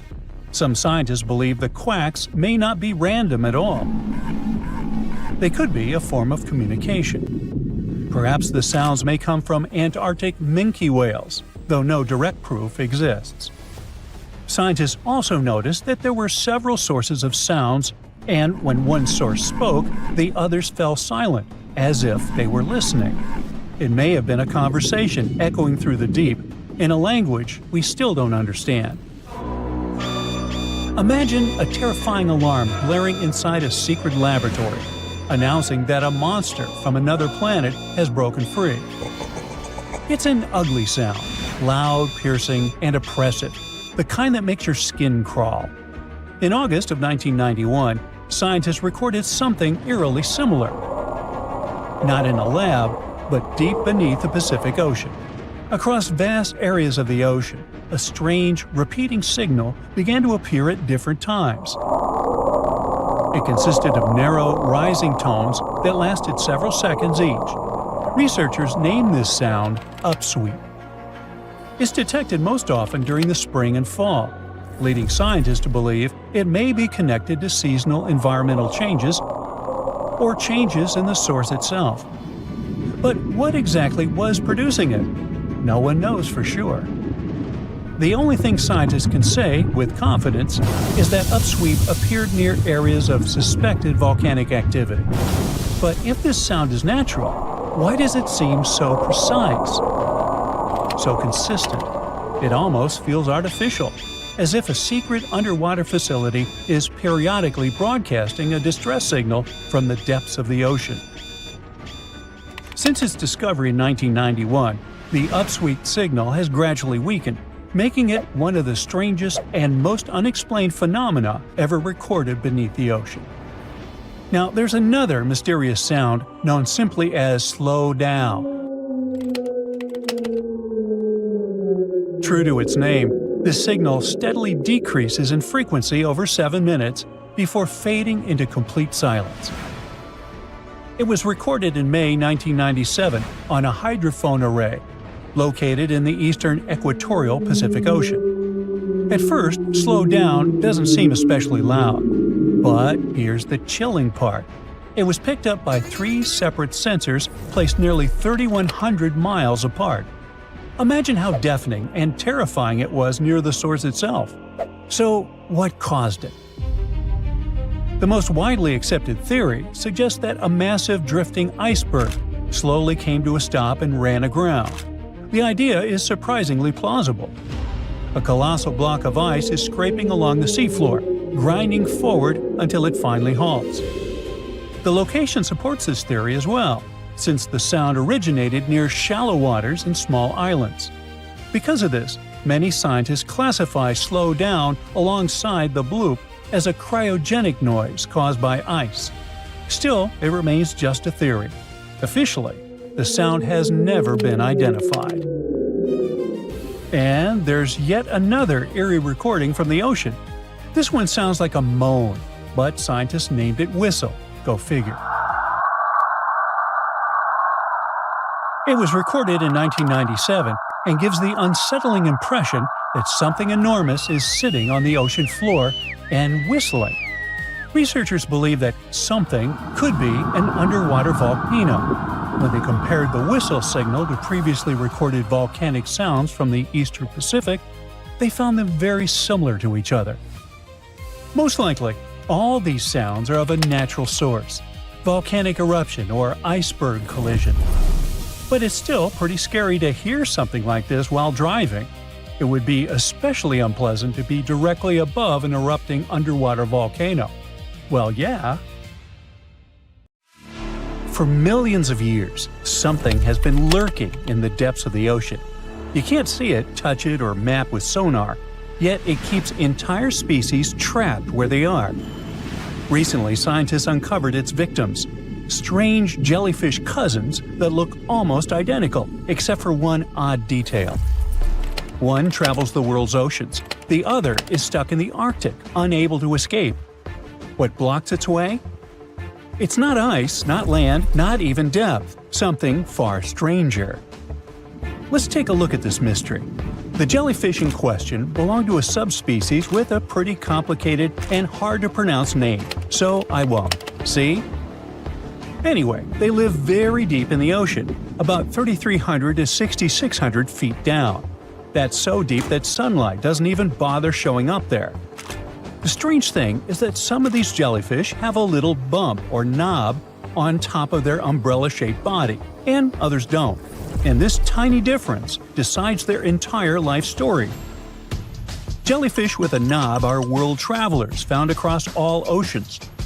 Jellyfish without a knob are stuck in the Arctic, like they're grounded for life. To figure out what was going on, scientist Javier Montenegro and his team looked back at more than 120 years of jellyfish photos and sightings. Then they added in modern DNA testing. The results were curious. Genetically, the knobless and knob jellyfish in the Arctic were identical to knob species in the Western Atlantic.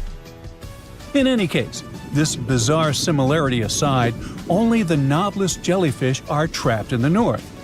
So, what's keeping them from leaving? It's not a giant underwater wall or a rocky barrier. Instead, scientists think the wall is biological or linked to geography. Just like something called the Wallace Line, nature's invisible border. So imagine sailing on a boat in Indonesia, crossing from the island of Bali to the island of Lombok. It's only about 22 miles, not even enough for a long nap on deck.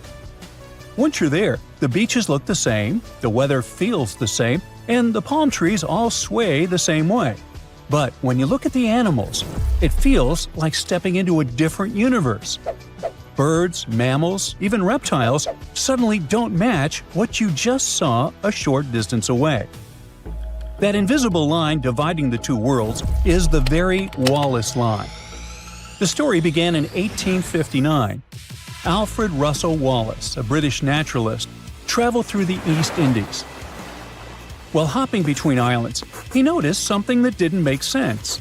On the western islands, like Borneo and Bali, the animals all look like they belong to Asia – monkeys, tigers, woodpeckers, the usual.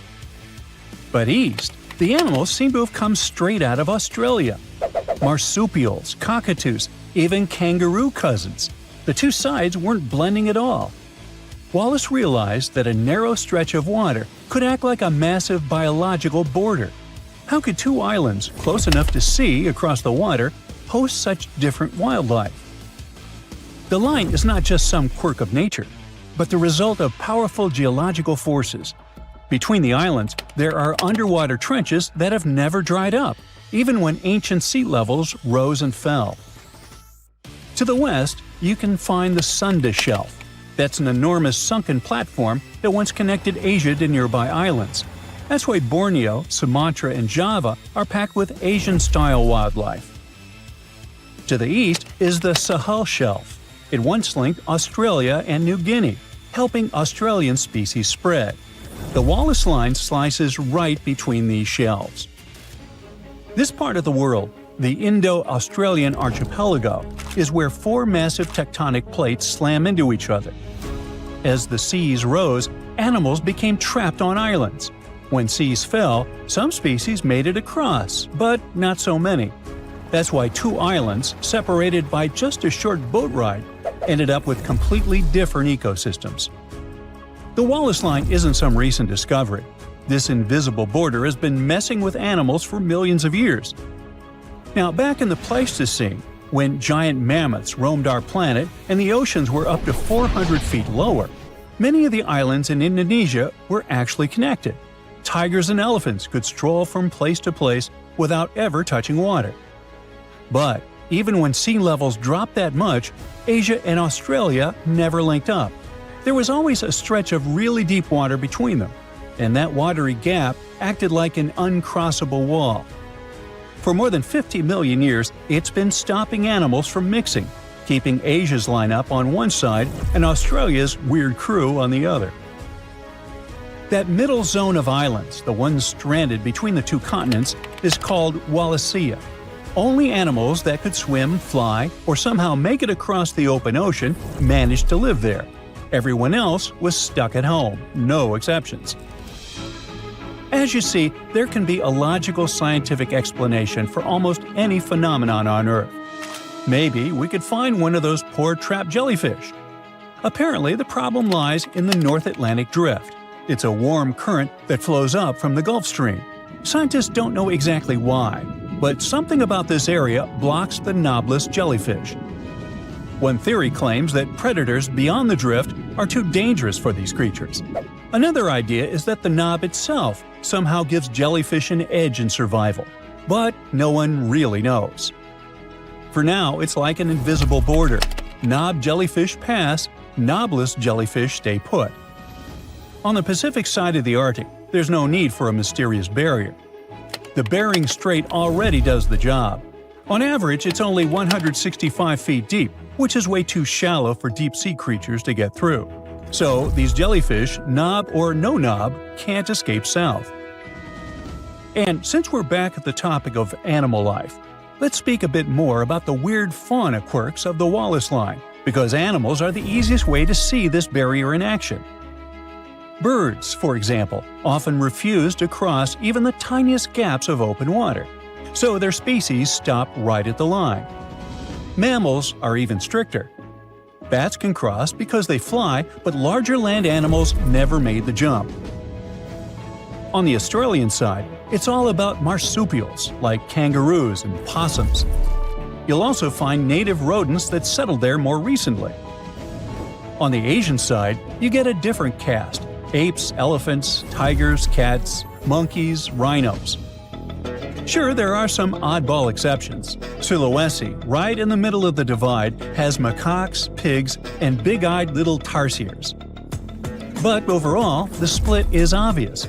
Step off the boat, and the animal world changes completely.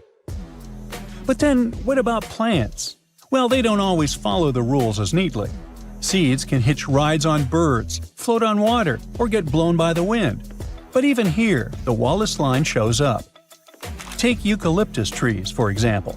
They're as Australian as kangaroos. Almost no species make it across to Asia. There's just one exception, which somehow popped up on Sulawesi and the Philippines. That's the magic of the Wallace Line. Two islands can look the same climate, same forests, sometimes even close enough that you can see across the strait. But their animals are like night and day. And it's all because of an invisible border in the sea that's been in place for millions of years. Such discoveries might sound small, but they're important. They show us that there are still hidden boundaries in the ocean that humans don't understand. These invisible fences could explain how marine animals spread, evolve, and survive. As scientists put it, finding two different body shapes inside a single genetic family shows how little we know about jellyfish and other gelatinous creatures. As for the Wallace Line, even today, it stands as one of the most fascinating mysteries in biogeography. It reminds us that life doesn't always spread evenly. Sometimes, a short stretch of water can act like an uncrossable wall. There's a lot more mystery in the deep sea than we thought.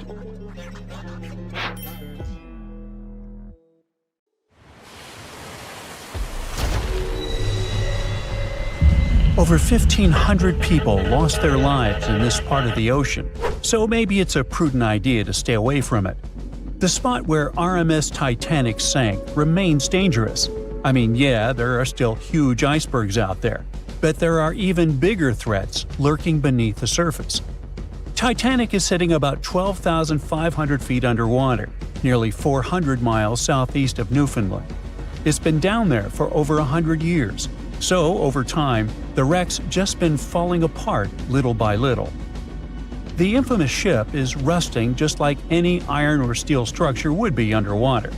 Chemically, when you mix iron, oxygen, and water, that combo sets off a reaction that creates iron oxide, and that's what leads to corrosion. So, steel plates, beams, all that stuff is getting weaker. Parts of the liner are caving in, like the ceiling in the captain's bathroom and a section of the railing that collapsed not too long ago. But in the case of Titanic, a lot of that corrosion is actually being caused by iron-eating bacteria. When the Titanic sank, it split into two big pieces, the bow and the stern, which landed nearly 2,000 feet apart on the ocean floor. And now, both pieces are covered in this biofilm, a living blanket of bacteria, marine fungi, and all sorts of other microbes. Over time, microbes feeding on the ship's iron have created these things called rusticles, and they are actually speeding up the wreck's decay.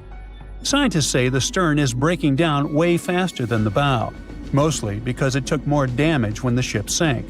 And now, thanks to all that bacterial activity, the stern could be deteriorating as much as 40 years ahead of the bow. So yeah, microbes have been thriving and flourishing down there. If you are a germaphobe, that probably sounds like a total nightmare. But honestly, it's not that bad. For one, they don't even look gross. These rusticles actually look kind of cool, like ice crystals or tiny diamonds clinging to the wreck. And don't worry, you are not in danger. As long as you keep a safe distance from the wreck, no direct contact, And definitely don't go poking around inside, there really is no risk. Speaking of getting dangerously close, we've got to mention the Titan submersible disaster. You know, the one that catastrophically imploded back in 2023 during a trip to the Titanic wreck. Sadly, all 5 people on board lost their lives. Even though this trip was sold as a tourist adventure, going that deep in the ocean is no joke. It's terrifying, cold, and dark. Sunlight gets absorbed by water and can't reach much farther than about 3,300 feet below the surface. Past that point, the ocean is in total darkness all the time. Titanic lies within a region known as the Midnight Zone for this very reason. The few brave people who have visited the wreck say the descent takes over 2 hours through complete darkness. Then, out of nowhere, the ocean floor just pops into view, lit up by the submersible's lights. The second big challenge is actually finding the wreck. At that depth, navigating is no easy task. When you reach the bottom, you really don't know exactly where you are. You're just kind of fumbling around in the dark, knowing that Titanic is somewhere down there, but you can't see it. However, detailed maps of the Titanic site, made from decades of high-res scans, really do help. As the wreck starts to come into view, they can use those maps to stay on track. Plus, sonar and sensors let the crew notice features and objects even if they're way beyond the sub's tiny light pool. For example, the Titan submersible had a sensor called the Doppler velocity log. This one sent out sound waves to measure how fast the sub is moving and how deep it is, based on its distance from the ocean floor. Still, passengers on previous trips to Titanic in this submersible have said how tough it is to find their way once they reach the ocean floor. And we can't forget about the pressure. The deeper you go in the ocean, the more pressure the water puts on everything. And the pressure is crazy high at the Titanic's wreck site. To put it into perspective, it is about 200 times the pressure inside a car tire. That's why submersibles need super thick walls to handle it. So yeah, the water around Titanic has creepy microbes, pitch-black darkness, and insane pressure. But there is one more thing happening down there, and that's unpredictable currents. You're familiar with them. I mean, when you swim in the sea, you can usually feel the currents pulling you from side to side. But the deep ocean has its own set of underwater currents too. They're not as strong as the ones you feel on the surface, but they can still move massive amounts of water around. These currents can be caused by things like wind, differences in water temperature and salt, and even strange storms down on the ocean floor called benthic storms. They can get intense and stir up the sea bottom. Now, like I mentioned earlier, the Titanic wreck is in 2 big pieces, the front and the back, and researchers have been checking out the seabed of the surrounding area. One part of the wreck is near this cold underwater current called the Western Boundary Undercurrent. It flows south and moves mud and sand along the ocean floor, creating ripples and patterns that show how strong or weak the current is. Most of the time, the currents there aren't very strong. They even found sand ripples near where all the Titanic debris landed, like furniture, coal, and just random stuff from the ship. And those ripples are showing a current flowing from east to west. But inside the main wreck site, things get a little wilder. The water flows more from northwest to southwest, probably because all the huge chunks of the ship are messing with the flow. Around the south side of Titanic's bow, the currents get unpredictable too. They keep switching directions, from northeast to northwest to even southwest. It's like the ocean's just doing its own thing down there. Experts think that over time, all this shifting water is going to slowly bury Titanic under layers of mud and sand. Little by little, the wreck could just fade away and disappear beneath the ocean floor. Alright, now it's time to get to the obvious issue here: icebergs. Yep, they're still a problem for ships today. In 2023, around 380 icebergs flowed into the busy shipping routes between North America and Europe. That's a problem. You see, the bigger the iceberg, the easier it is to spot and avoid. Smaller ice is a lot harder to detect, though it's no less dangerous. And that's because the most dangerous part is underwater, where no one can see it. Think about the iceberg that sank Titanic.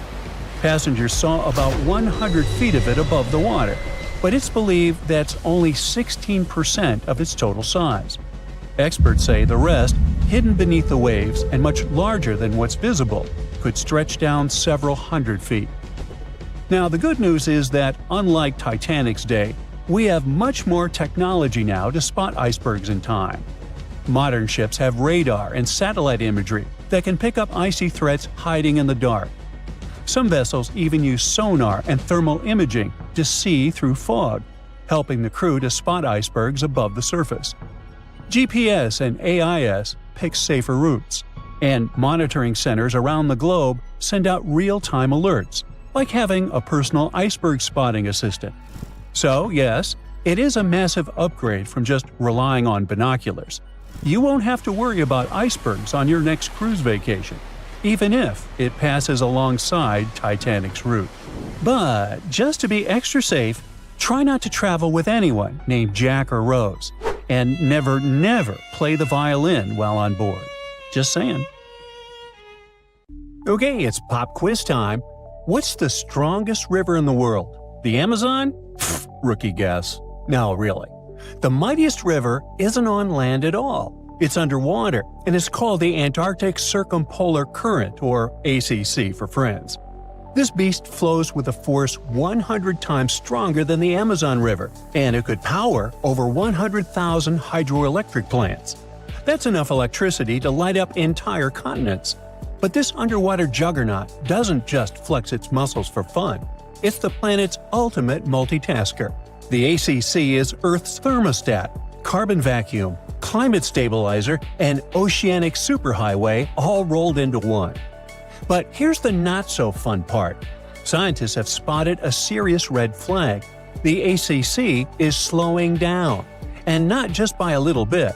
We're talking up to 20% weaker by 2050. If this trend continues, we're looking at climate chaos that could make your worst Monday feel like a day at the spa.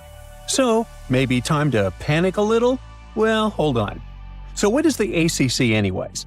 To learn more about it, we need to dive deep into the ocean, figuratively. The Antarctic Circumpolar Current is the only ocean current that flows all the way around the planet, hugging the cold continent of Antarctica like a belt of water. Unlike other currents that get tripped up by continents, the ACC has a clear racetrack, nothing but open ocean, so it flows uninterrupted through the Drake Passage between South America and Antarctica.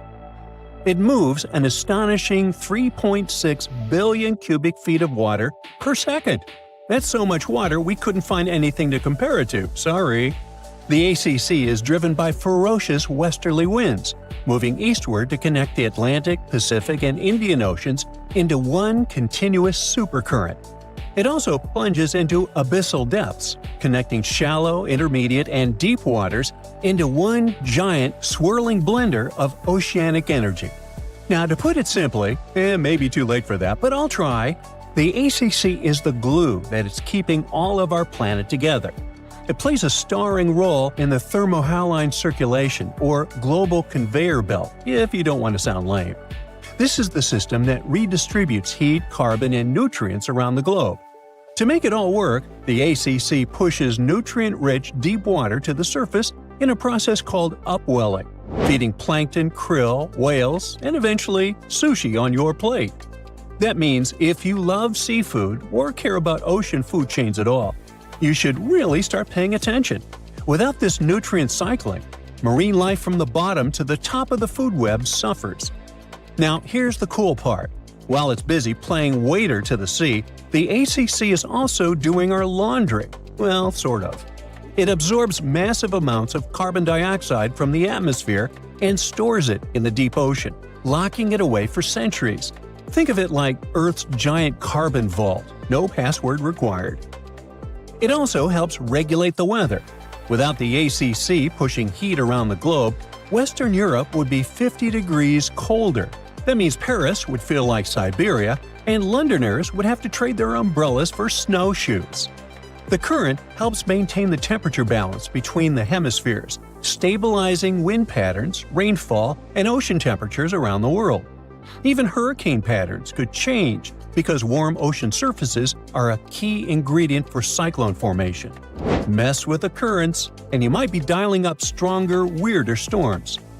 So, why is it slowing down? Well, of course, the answer is humans. You know those ice caps that are melting? Well, in Antarctica, where our friend the ACC lives, there's so much ice that if all of it melted, the Earth would rise more than 200 feet. That's taller than Cinderella's castle. What's worse, 60% of all the fresh water in the world is frozen in that ice. While that much water melting is already terrifying, it's the freshness of the water that really messes things up. You see, the ACC relies on the Southern Ocean's cold, salty water to be dense and heavy so it can sink, which helps power the current forward like a chain reaction. But when fresh water from melting glaciers pours into the ocean, it dilutes the saltiness. That makes the water less dense, so it stops sinking properly. Without that sink and flush mechanism, the ACC can't maintain its powerful flow. It's like trying to flush a toilet with no gravity. As this continues, fresh water flows north, altering the ocean's density structure and counteracting the effects of ocean warming, which normally would speed the current up. Instead, the ACC slows down. A weaker ACC means less upwelling, so fewer nutrients reach the surface. This could devastate Antarctic marine ecosystems, reducing biodiversity, collapsing fisheries, and threatening species like penguins, whales, and krill. It also opens the door in Antarctica to invasive species, like the southern bull kelp, which could throw entire food chains into chaos. Krill alone are the main food source for whales, seals, penguins, and fish. So when krill populations crash, the whole system begins to wobble like a house of cards in a hurricane. And then there's the feedback loop from hell. As the ACC weakens, more warm water can sneak southward, reaching Antarctica and melting the ice even faster. That melting will dump more fresh water into the ocean, which will weaken the current even more, which will melt more ice, and you get the idea. It's a vicious cycle. Worse still, warm waters underneath ice shelves can cause them to break apart from below, meaning the melting accelerates even when surface temperatures seem stable. Globally, the effects would ripple far and wide. Monsoons in India could become erratic, rainfall in the Amazon could drop, and agriculture from Africa to Asia could suffer. Sea levels along the east coast of North America could surge, and global weather patterns could spin into confusion. Even the Southern Ocean's ability to support commercial fisheries, like Chile's lucrative salmon industry, could decline as nutrients fail to reach the surface.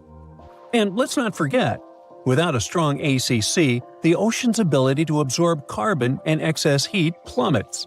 That means that more CO2 and heat will stay in the atmosphere, making our lives even more miserable. It's like turning off Earth's air conditioner while cranking up the furnace, and burning down the pantry while you're at it. Of course, this isn't the first time things went south with the ocean currents. Before humans started heating up the planet, Earth went through a deep freeze called the Little Ice Age, and it wasn't just about colder winters. This icy chapter may have kicked off when ocean currents in the North Atlantic started acting weird. And it wasn't so long ago. This Little Ice Age had a peak in 1850, literally yesterday. Scientists believe that melting glaciers and massive exports of Arctic sea ice flooded the ocean with fresh water. That fresh water messed with the ocean's usual saltiness and density, weakening powerful systems like the AMOC, short for Atlantic Meridional Overturning Circulation. That's a mouthful. It's another crucial piece of the global conveyor belt puzzle. As these currents slowed down, less warm water reached the north, sea ice spread farther, and temperatures dropped even more. And here's the spooky part. Records from seashells near Iceland show that this shift didn't happen all at once. It came in two waves, like the planet was struggling to stay stable before tipping into a colder world. And because the AMOC is also part of the crazy life support system of planet Earth, everything is connected. Both systems are influenced by temperature, salinity, and the sinking of cold water. When the ACC slows, it can alter the balance of deep water formation and mixing, potentially weakening the AMOC too. That's a domino effect you really don't want to see. In fact, some models suggest that if both the ACC and AMOC are pushed past their tipping points, the result could be centuries of unstable climate conditions, way beyond anything modern agriculture or infrastructure is built to handle. So, next time you're sipping a cold drink or enjoying sushi, maybe raise a toast to the mighty ACC. It's doing a lot more for you than you think, and it could really use a little appreciation and less ice melting, please. In some regions of the Pacific Ocean, ships sink very easily, which is why it is feared by many sailors. Although there are many routes in that area, there are some that few dare to risk because crossing them can mean facing extremely dangerous forces of nature. If you need to travel from Asia to America by ship, the most obvious route would be the shortest and quickest. That is, a nearly straight line under the North Pacific Ocean. But instead, it might be better to avoid crossing this place and opt for longer and more expensive, but much safer routes. There is not one, but several reasons.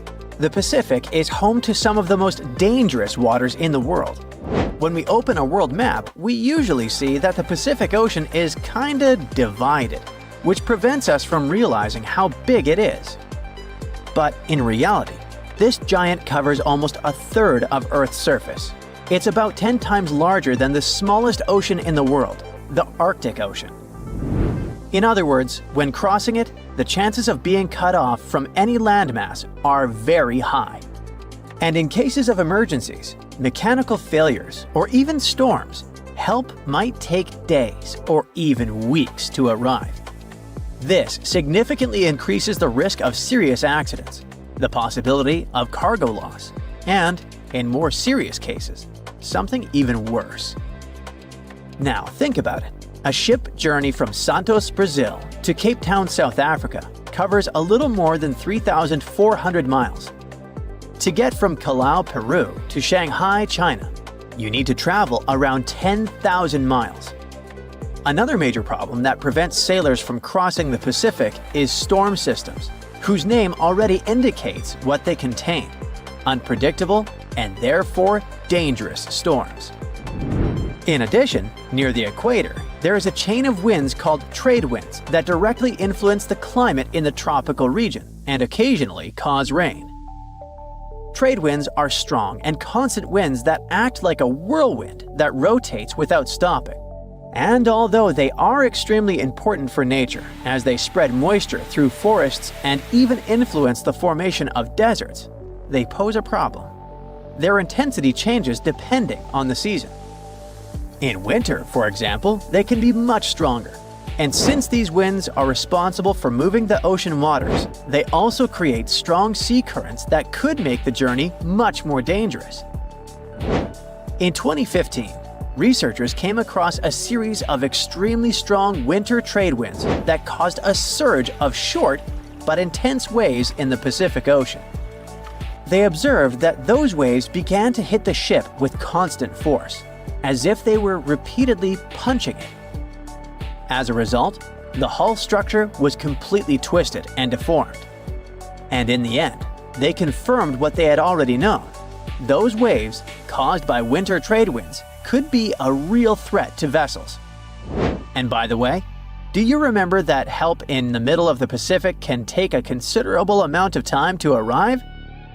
So, now there is much more than one reason behind the hostility of the winds. Such a large ocean doesn't have many geographical barriers, such as mountains or large islands. It means that there are no land structures around it that could hold back or slow down the winds and currents. So the trade winds and ocean currents have complete freedom to gain strength and speed. This explains why the Pacific is the scene of powerful storms and giant waves. This is different, for example, from the North Atlantic, where North America, Europe, and Africa help to contain and redirect the atmospheric and maritime systems. It is now very common for scientists to see the bottom of the Pacific Ocean as a giant jigsaw puzzle because it's literally full of moving pieces. It's home to the largest number of tectonic plates on the planet, and one of them, the Pacific Plate, is the largest maritime plate that science has ever identified. This particularity makes the region extremely unstable to earthquakes and volcanic eruptions. Even though the ocean may seem calm at first glance due to its geology, things can change very quickly. This makes it unpredictable and treacherous. For example, in 2022, the cargo ship 1 Apis was crossing the ocean, 1,600 miles northwest of Hawaii, when it was caught in a torrential storm. As a result, more than 1,800 containers were damaged, falling to the bottom of the sea. Hundreds more collapsed on the deck, turning into a real-life steel domino due to the force of the wind. The captain managed to steer the ship to Japan. The journey lasted about a week, and it was only when they got there that they understood the extent of the loss. But it wasn't just the 1 Apis. The following year, the ship Maersk Essen lost about 750 containers, while the Maersk Eindhoven lost more than 260. In both cases, the routes were bound for Asia. These three alone have already accounted for much more than the global annual average of containers lost at sea, which is about 1,382 per year. And the most curious thing is that these events happened in winter. Speaking of winter, it was in the winter of 2020 that the Pacific made history. Scientists recorded a 58-foot-high wave in the ocean, which is equivalent to the height of a 5 or even 6-story building. In general, a wave is considered giant or extreme when it's more than twice the height of the others around it. This one, however, was almost 3 times bigger than the rest. Now, it's important to remember that despite being rare and scary, these waves are not a tsunami, as they're caused by wind. Tsunamis, on the other hand, usually occur after underwater earthquakes or volcanic eruptions. Another big monster of the Pacific are typhoons, and the 2024 typhoon season confirmed this. One of the highlights was Hurricane Christy. It did not touch the crust, meaning it did not cause direct damage, but we cannot underestimate it. Christy reached Category 5 on the Saffir-Simpson scale, which is the maximum level.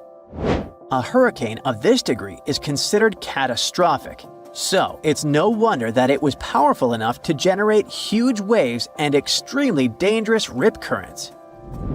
In addition to this, there was also Super Typhoon Yagi, which hit the Asian continent with such force that it gained the reputation of the most powerful in the last 70 years.